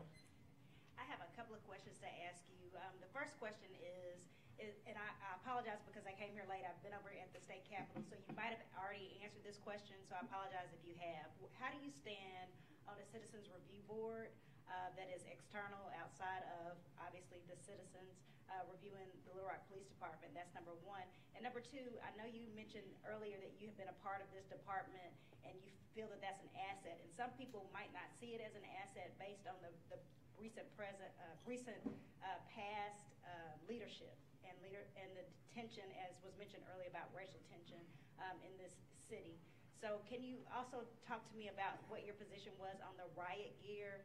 Were you in favor of the City of Little Rock Police Department having riot gear as well? Okay, hey, Dr. Whitfield, hold on. What was your first one again? I'm sorry. Review board. Citizens Review. Citizens Review Board. I'm fine with the Citizens Review Board, provided that we get qualified people and that they are trained appropriately. I think that we need to find neutral people, not pro-police, not anti-police. We need to find neutral people and train them. And I'm for transparency. So if that would help the community have more faith in the police department, then I'm fine. I have no issue at all with the Citizen Review Board. The second one was something about I wrote pass down. What was it?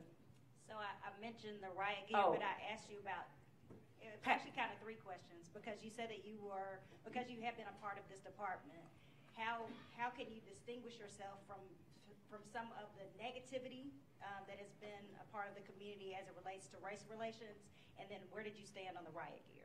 Well, I think that what has happened before in this department, while yes, I am a member of the department, and maybe people would attribute me as doing that, and again, you know, Chief Buckner made plenty of decisions, but again, those were not my decisions.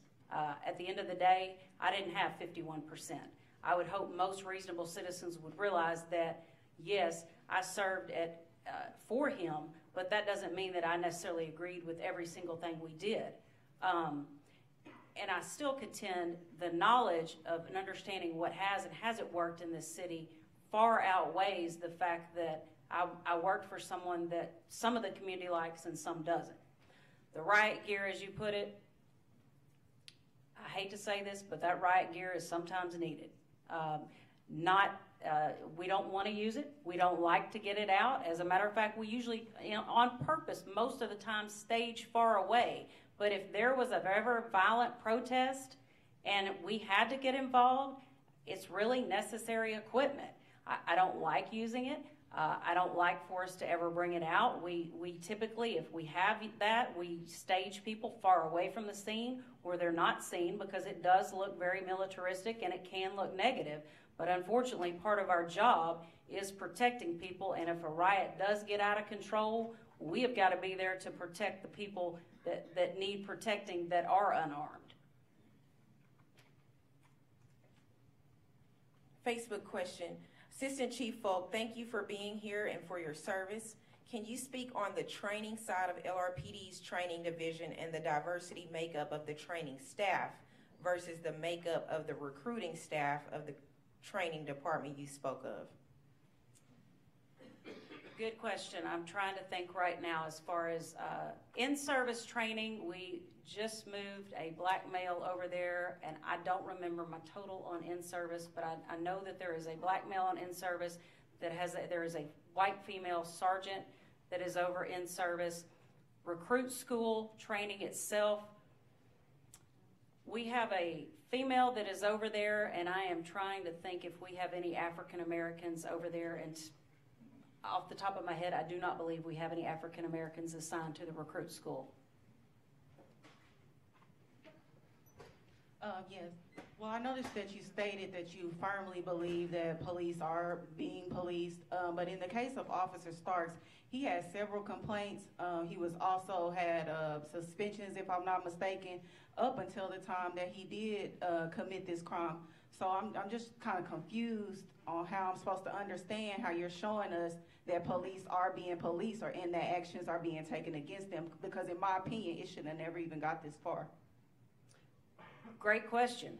And again, I don't know all of Officer Stark's history, but we tend to start out with progressive discipline. We don't the first time that, and again, I don't know what exactly that he did. It doesn't ring a bell right now, and I'm sure if I looked at the file I would know, but we don't usually terminate somebody immediately. We try to be progressive depending on the severity of the offense and the severity of the consequence that could have happened due to that violation. So there's several factors at play, and usually we try to be progressive unless it is something extremely egregious.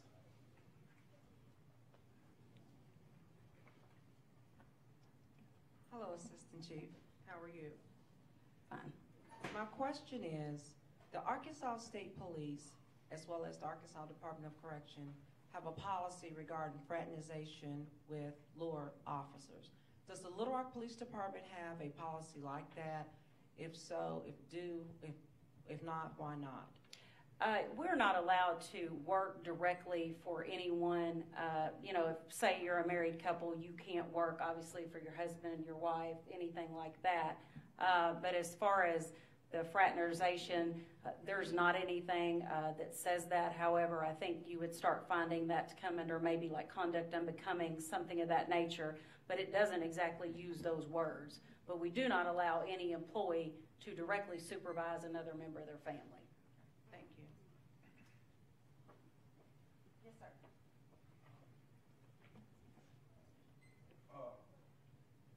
Heard a lot of talk about partnership. I heard a lot of talk about partnership, and the department has been known, and it's documented, it's been stated that they did investigative traffic stops in communities where predominantly people of color. And they said that this was something they were doing to try to see if crimes were being committed. It's been stated, it's been brought up to Finks, and we know that, Buckner said that marijuana be deprioritized or whatever. But we know it's in the interest of the police department to suspend our license and get the reinstatement fees because that goes to their pension. So if you're talking about building partnerships, can you say that practice will not continue in a black community where y'all purposely patrol our communities and try to manufacture a crime? Let me address the marijuana first of all. The marijuana, the suspension of your driver's license, is actually a state law for 6 months that has nothing to do with the Little Rock Police Department. But as far as being in your areas or victimizing, I can tell you right now, when I did have those homicides that happened when I was serving as interim chief, I did actually ask that I instituted 4 additional cars per day to do nothing but violent crime prevention, with the strict instructions that since we were going back into the same communities where these had happened, that we will not re-victimize the community, that I didn't want to see anybody writing grandma a ticket for a broken tail light. I didn't want to see somebody writing a single mom or dad with kids for going 5 miles over the speed limit. I wanted to strictly focus on violence and drugs, and I don't mean like misdemeanor amount marijuana, weapons and drugs. So I think it's very important that when we have an incident or a homicide or a thing that happens in a community, especially if it is an African American community, we cannot come back and re-victimize that community. And those were my specific instructions for the 30 days that I was over there when we had the triple homicide and the other 2 that were there during my time. Take a quick Facebook question. Assistant Chief Fulk, how would you encourage the citizens to get involved with and support LRPD besides having officers go into the community and spend time with the citizens? The gap between the citizens and police is a two-way street, no pun intended. How do you make the hate go away? The hate didn't come up overnight and it won't go away overnight. So I think we have to make a step forward, and each step is slowly moving the needle. I don't think it's going to be an immediate fix, but I think that if we don't start doing something now and making progress, I don't think that there is like a timeline fix that I can say, hey, this will be fixed in 3 months, it'll be fixed in 4 months. Some of the things that people are speaking about has been going on and has happened for years and has developed years of tension. So it's not going to go away overnight. But what we've got to start doing is building those relationships, being consistent, being transparent, telling people why we're doing things, and it may not be something that they even, want to hear. I mean, but we've got to be fair. We need to tell them why we're doing it, and we need to be consistent. And I think overall, just continuing to do the right thing, explaining why we're doing what we're doing, most people at the end of the day appreciate that. Let's go over here. Yes, sir. Yes, I'd like to know what makes a police chief effective, and what is a reasonable amount of time, be it weeks, months, or years, for a newly hired police chief to make a quantifiable positive impact? Well, I guess what makes a police chief qualified, it probably depends on perception, I guess, because a lot of people probably, I guess, would perceive they're qualified. There's... Not qualified. Oh, I'm sorry. Not qualified. Effective. Effective. Yes, effective. I think getting the troops and getting them to move the needle forward, being a team, being a true team that realizes that our responsibility is to be a community service agent. We are actually there as a customer service agent. We are working for the citizens. We're not working for ourselves. At the end of the day, we work for the citizens we serve. And a true effective leader will make that message known, and we will start being more transparent, more interacting in a positive way, and that's what I mean by being an effective leader. What was the second part? I'm sorry. How much time before you can make a quantifiable positive impact? We're talking weeks, months, years. And did you say that's for internal, or did you say external? For a police chief, period. I think you could start making progress immediate. Now, again, your version of quantifiable, sometimes it's hard to measure. When you're doing true community policing, it's very hard to measure the impact that you have. Also, when you're working with, like the OK program, the Citizens Police Academy, because you don't know what effect you've had on those people. You're out there, you're working, and you're educating them about the police department, and you don't know 10 years later that they may have formed a different opinion about the police because of something you did. So a lot of that is very hard to measure, and that's the frustrating part about true community policing and true engagement. You don't always know. It's hard to put in a number. But what you can tell is in their attitude and in the people's attitude, and that's what I guess to me would be when we start noticing a difference and people start having a change of heart and a change of attitude about the police.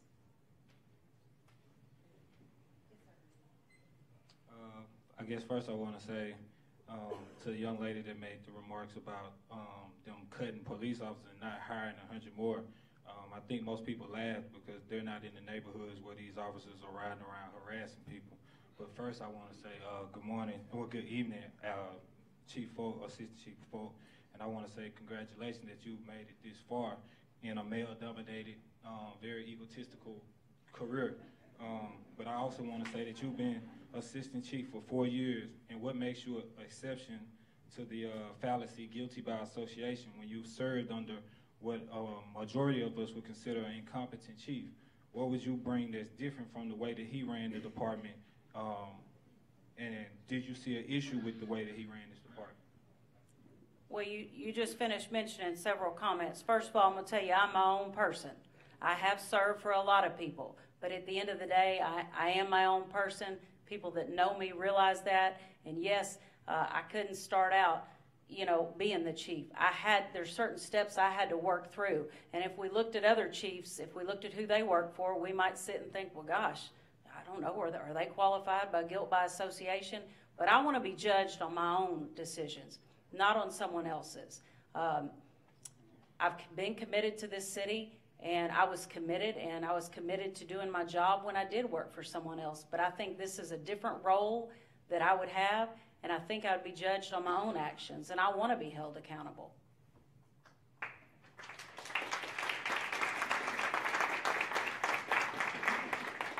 Hello. Leaders leaders are outstanding and they're brave and are people we look up to. But sometimes leaders fall short in recognizing that they have certain privileges, or sometimes not being able to fully relate with community members. diversity doesn't necessarily mean inclusiveness. And I see that within the LRPD, we're trying progressively to become more inclusive by hiring more minorities. Is there any way or any type of training that you would encourage the people that will potentially follow you to become more cultural competent in respects to going out to community meetings and gatherings in order to be more fully effective in community policing? We do implicit bias cultural competency type training in service for everyone, but in recruit school, we especially do an 8-hour block as well. Dr. Strauss, who happens to be here tonight, teaches our cultural competency, has been very, very effective. These recruits also learn procedural justice, which kind of in layman's terms is just basically how to treat people, be fair, how to relate with people. And again, I think that by putting these people at the table and putting them in different places in the department, it does. My goal is to bring out what you have. What experiences do you have to help me learn to be a better leader? That's the only way a leader can lead, is to truly sit down, listen to others that are from different backgrounds, different perspectives, and get the information and get your take on things. Because if I sit and surround myself with everyone that looks like me, I'm not growing.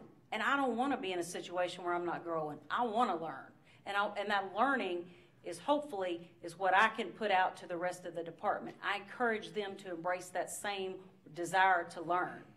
Not just putting people there and filling a spot. I want them to truly get those people in places that matter, get their opinions that matter, and bring those people to the table.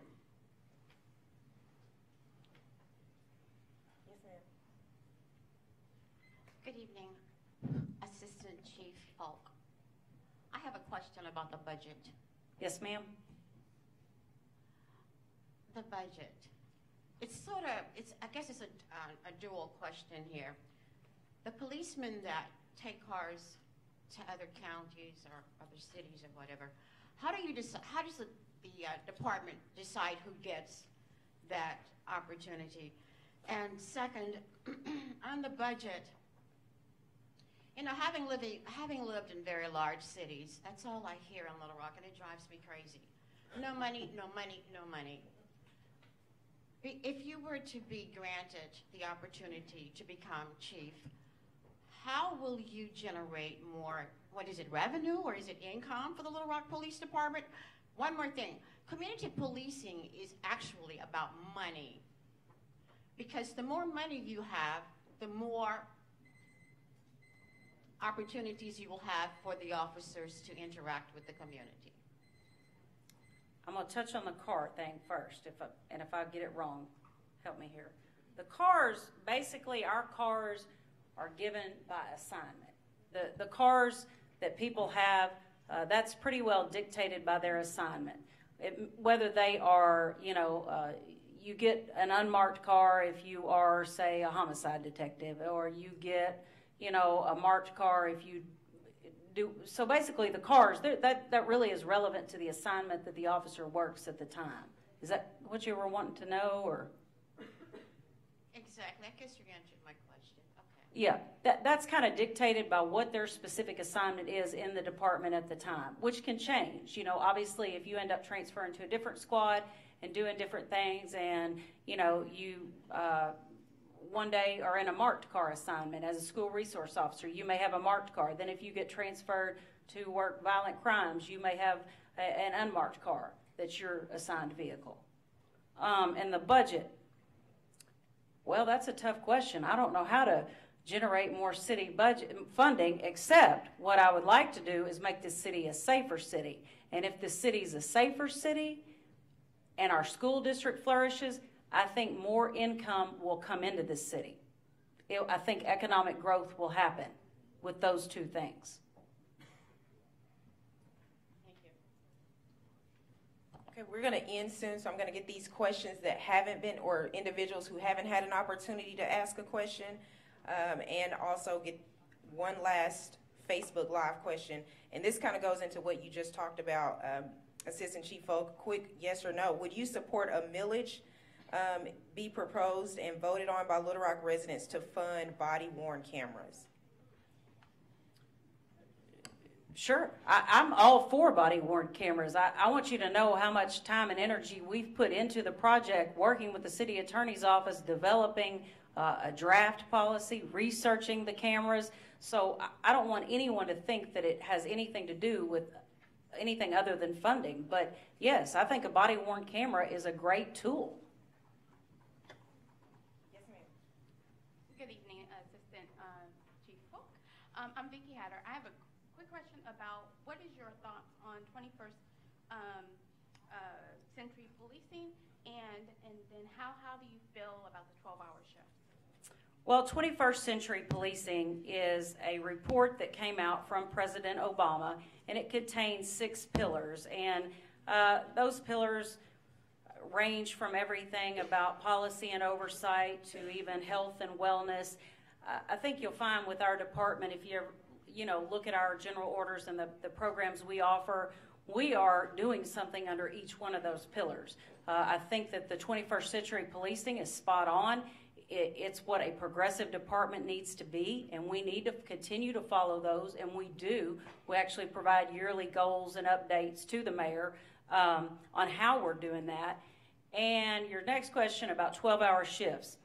I think 12-hour shifts were probably something that we had to do due to staffing at one point. I'm not a big fan of 12-hour shifts, but what I would like to do is sit down and actually poll the officers working patrol to find out what shift they would prefer. In my mind, I'm actually thinking just 8-hour shifts. When I started here, we used to do 8-hour shifts, and we would do 2 months of midnights, rotate to 2 months of 3 to 11, and rotate to 2 months of days. Our days off changed. But you knew what your days off were going to be for the whole year. You weren't stagnant. It didn't mean all the junior officers were working on the night shift and all the senior officers working on the days.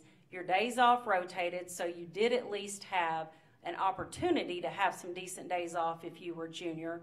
And that's just a possibility. That's something I talked about today with the FOP and BPOA.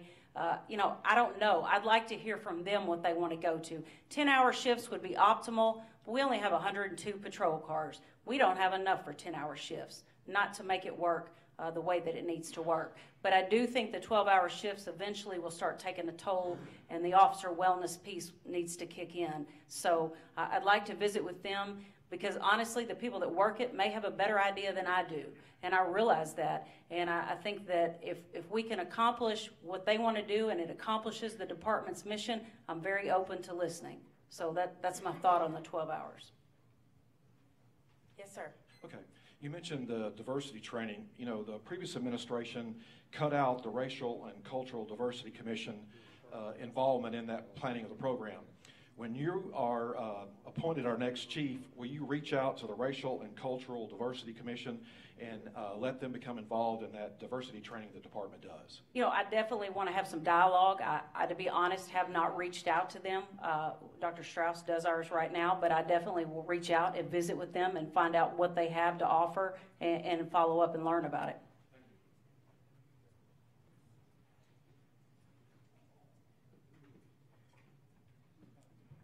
Excuse me. I'm really interested in getting your point of views about the children. We keep talking about the adults. The main thing that I would like to ask, is there going to be any accountability to parents who are involved in violence, who provide weapons to their children through, possession and so forth? And what do you think the police department's role in terms of looking at some of these children's issues, which basically are a collective area of possession and observation of weapons that we have in our community? So I guess my question again relates to, is there any program that you have that would help child protection, ideas that would do something to protect the children in our community? Well, again, I think most of our programs are geared sort of as the OK program, the GEMS program, our school resource officers being there to be a liaison to the kids. And if we ever can find that a parent gave a gun to a child to go facilitate a crime, then that is definitely something we would investigate. Because by no means should that ever be happening, and it may very well be happening. But again, that's something that we would definitely investigate if we find out that parents are giving their kids guns to go facilitate and commit a crime. I'd like to get these last questions, if you make it really quick for me. Thank you. Yes, ma'am. Earlier I heard you say the department didn't want to quickly terminate an officer unless the act was very egregious. So I want to know, do you consider the murder of Bradley Blackshaw an egregious act?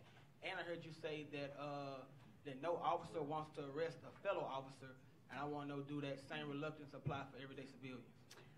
Well, first of all, I think it's just in the line of duty that we work in. We would prefer not to arrest another officer, but I think we've shown we're very capable, if need be, to make those arrests. I can think of two that I mentioned to you earlier that we have made an arrest. It's not a pleasant thing. It'd be just like, you probably wouldn't enjoy arresting your coworker. It's not something we enjoy, but it's something we got to do the right thing. And in this particular case, I can't go into the specifics of it because it is under investigation. What was you asked me? Do you consider the murder of Bradley Blackshaw a egregious act? Again, I think that's going to be something that the prosecutor's office is going to have to look at and review to see what they determine, because we're the fact finders. They're the ones that actually send it to 5 deputy prosecuting attorneys to look at and review to decide if they believe criminal charges are there, and if so, what those are. As far as egregious acts, typically we don't fire someone without due process. And that's really, again, like I say, to protect the community, the citizens, and the officer. Because if we fired somebody without due process, then they could turn right around and sue and get their job back, even if I wanted to fire them. So as part of being an employee, people are guaranteed certain employment rights, and there is a process to go through. And I think it's important that we go through that process so that we do the right thing for all 3 people, the citizen, the officer, and the community as a whole, and the department. Last question. Thank you so much. I forgot to mention that I'm also a student here, but I wanted to ask you, I am an immigrant person myself, and there obviously are immigrant people. So how would you, under your leadership, would tell your staff to deal with the immigrant community? And also last year there was a raid in which LRPD was involved in as well. So my question is also, if ICE comes to you and asks you to participate in a raid and not a person with a warrant, which is completely different, would you participate in a raid? First of all, let me clarify. If we're talking about the thing at Club Trois, it's my understanding that LRPD was not notified when they did the raid, prior to the raid. In the news, they said that the LRPD was involved.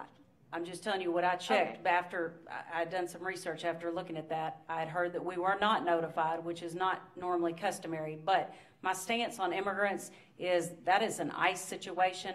I'm trying to bridge the community. The last thing I'm trying to do is enforce anything with immigration, because I want to build that bridge with everybody in our city. I want to protect the people in our city, whether you're an immigrant or not, whether you're documented or not.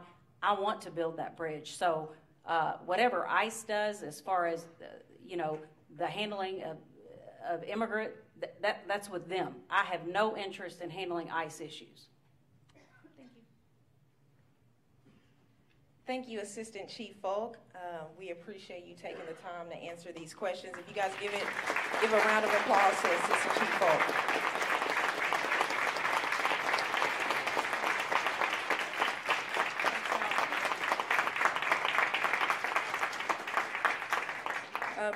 Mayor Scott is committed to ensuring that his administration is accountable, clear and transparent, and these community forums are an attempt to do just that. So we appreciate you guys taking your time. Many of you have been here for 4 nights. This is the last of our 4 police chief forums. We appreciate you taking the time to come out and learn and be engaged about your community as we find our next police chief. And I'll let the mayor come back and dismiss us, But I just want to say again, thank you to Philander, thank you to Assistant Chief Fulk, and thank you to each and every one of you. I just want to thank everybody again. Thank you. It means a lot that you guys are this invested and this interested in your community, and I appreciate you taking time out of your nighttime schedule to come here to listen, to learn about the possible chief selection. Thank you again.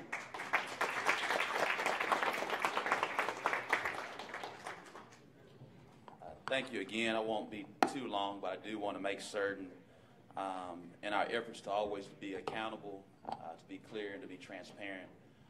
We are all very well aware what happened 12 days ago in our city due to an ongoing investigation with the Blackshire family, not necessarily the family, but with Bradley Blackshire in that particular case that's going on right now.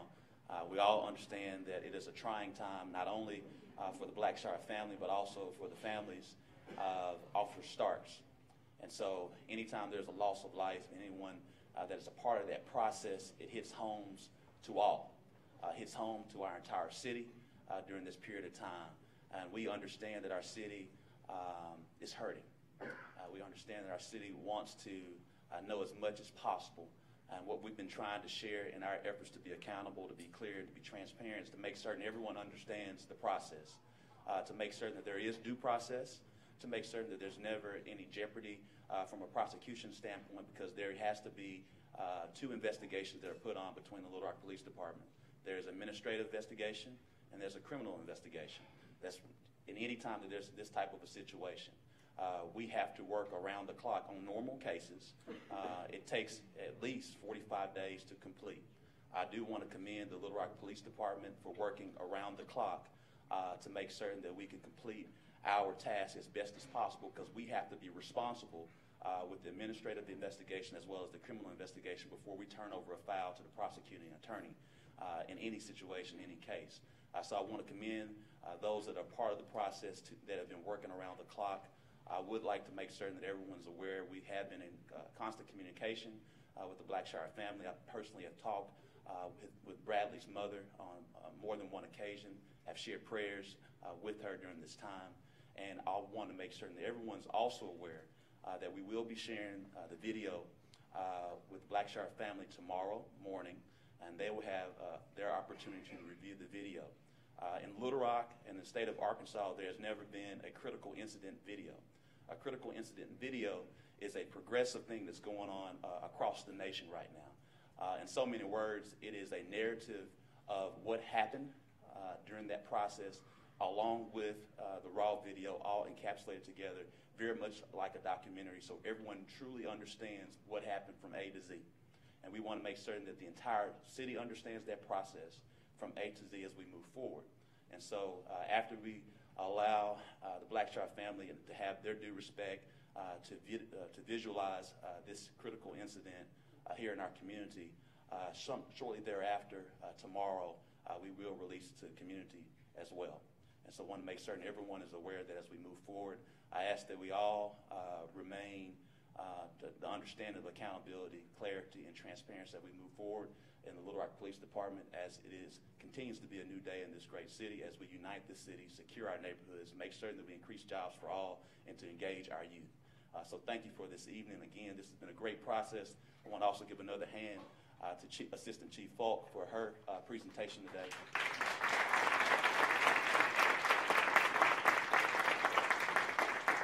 Also to the other members that have been a part of this finalist process. As you know, this is a dueling process for anyone to take on. So we give all the respect and honor for each of the finalists. We'll take our time to listen to the community, to listen to the Little Rock Police Department, as we seek feedback to ultimately make this decision along with the city members of the City Board of Directors. And hopefully within a matter of a few weeks, I will make this decision for what I believe to be best for our city. As we move forward. Again, I want to thank everyone for participating in this process as we move forward to continue to unite this city. Thank you so much.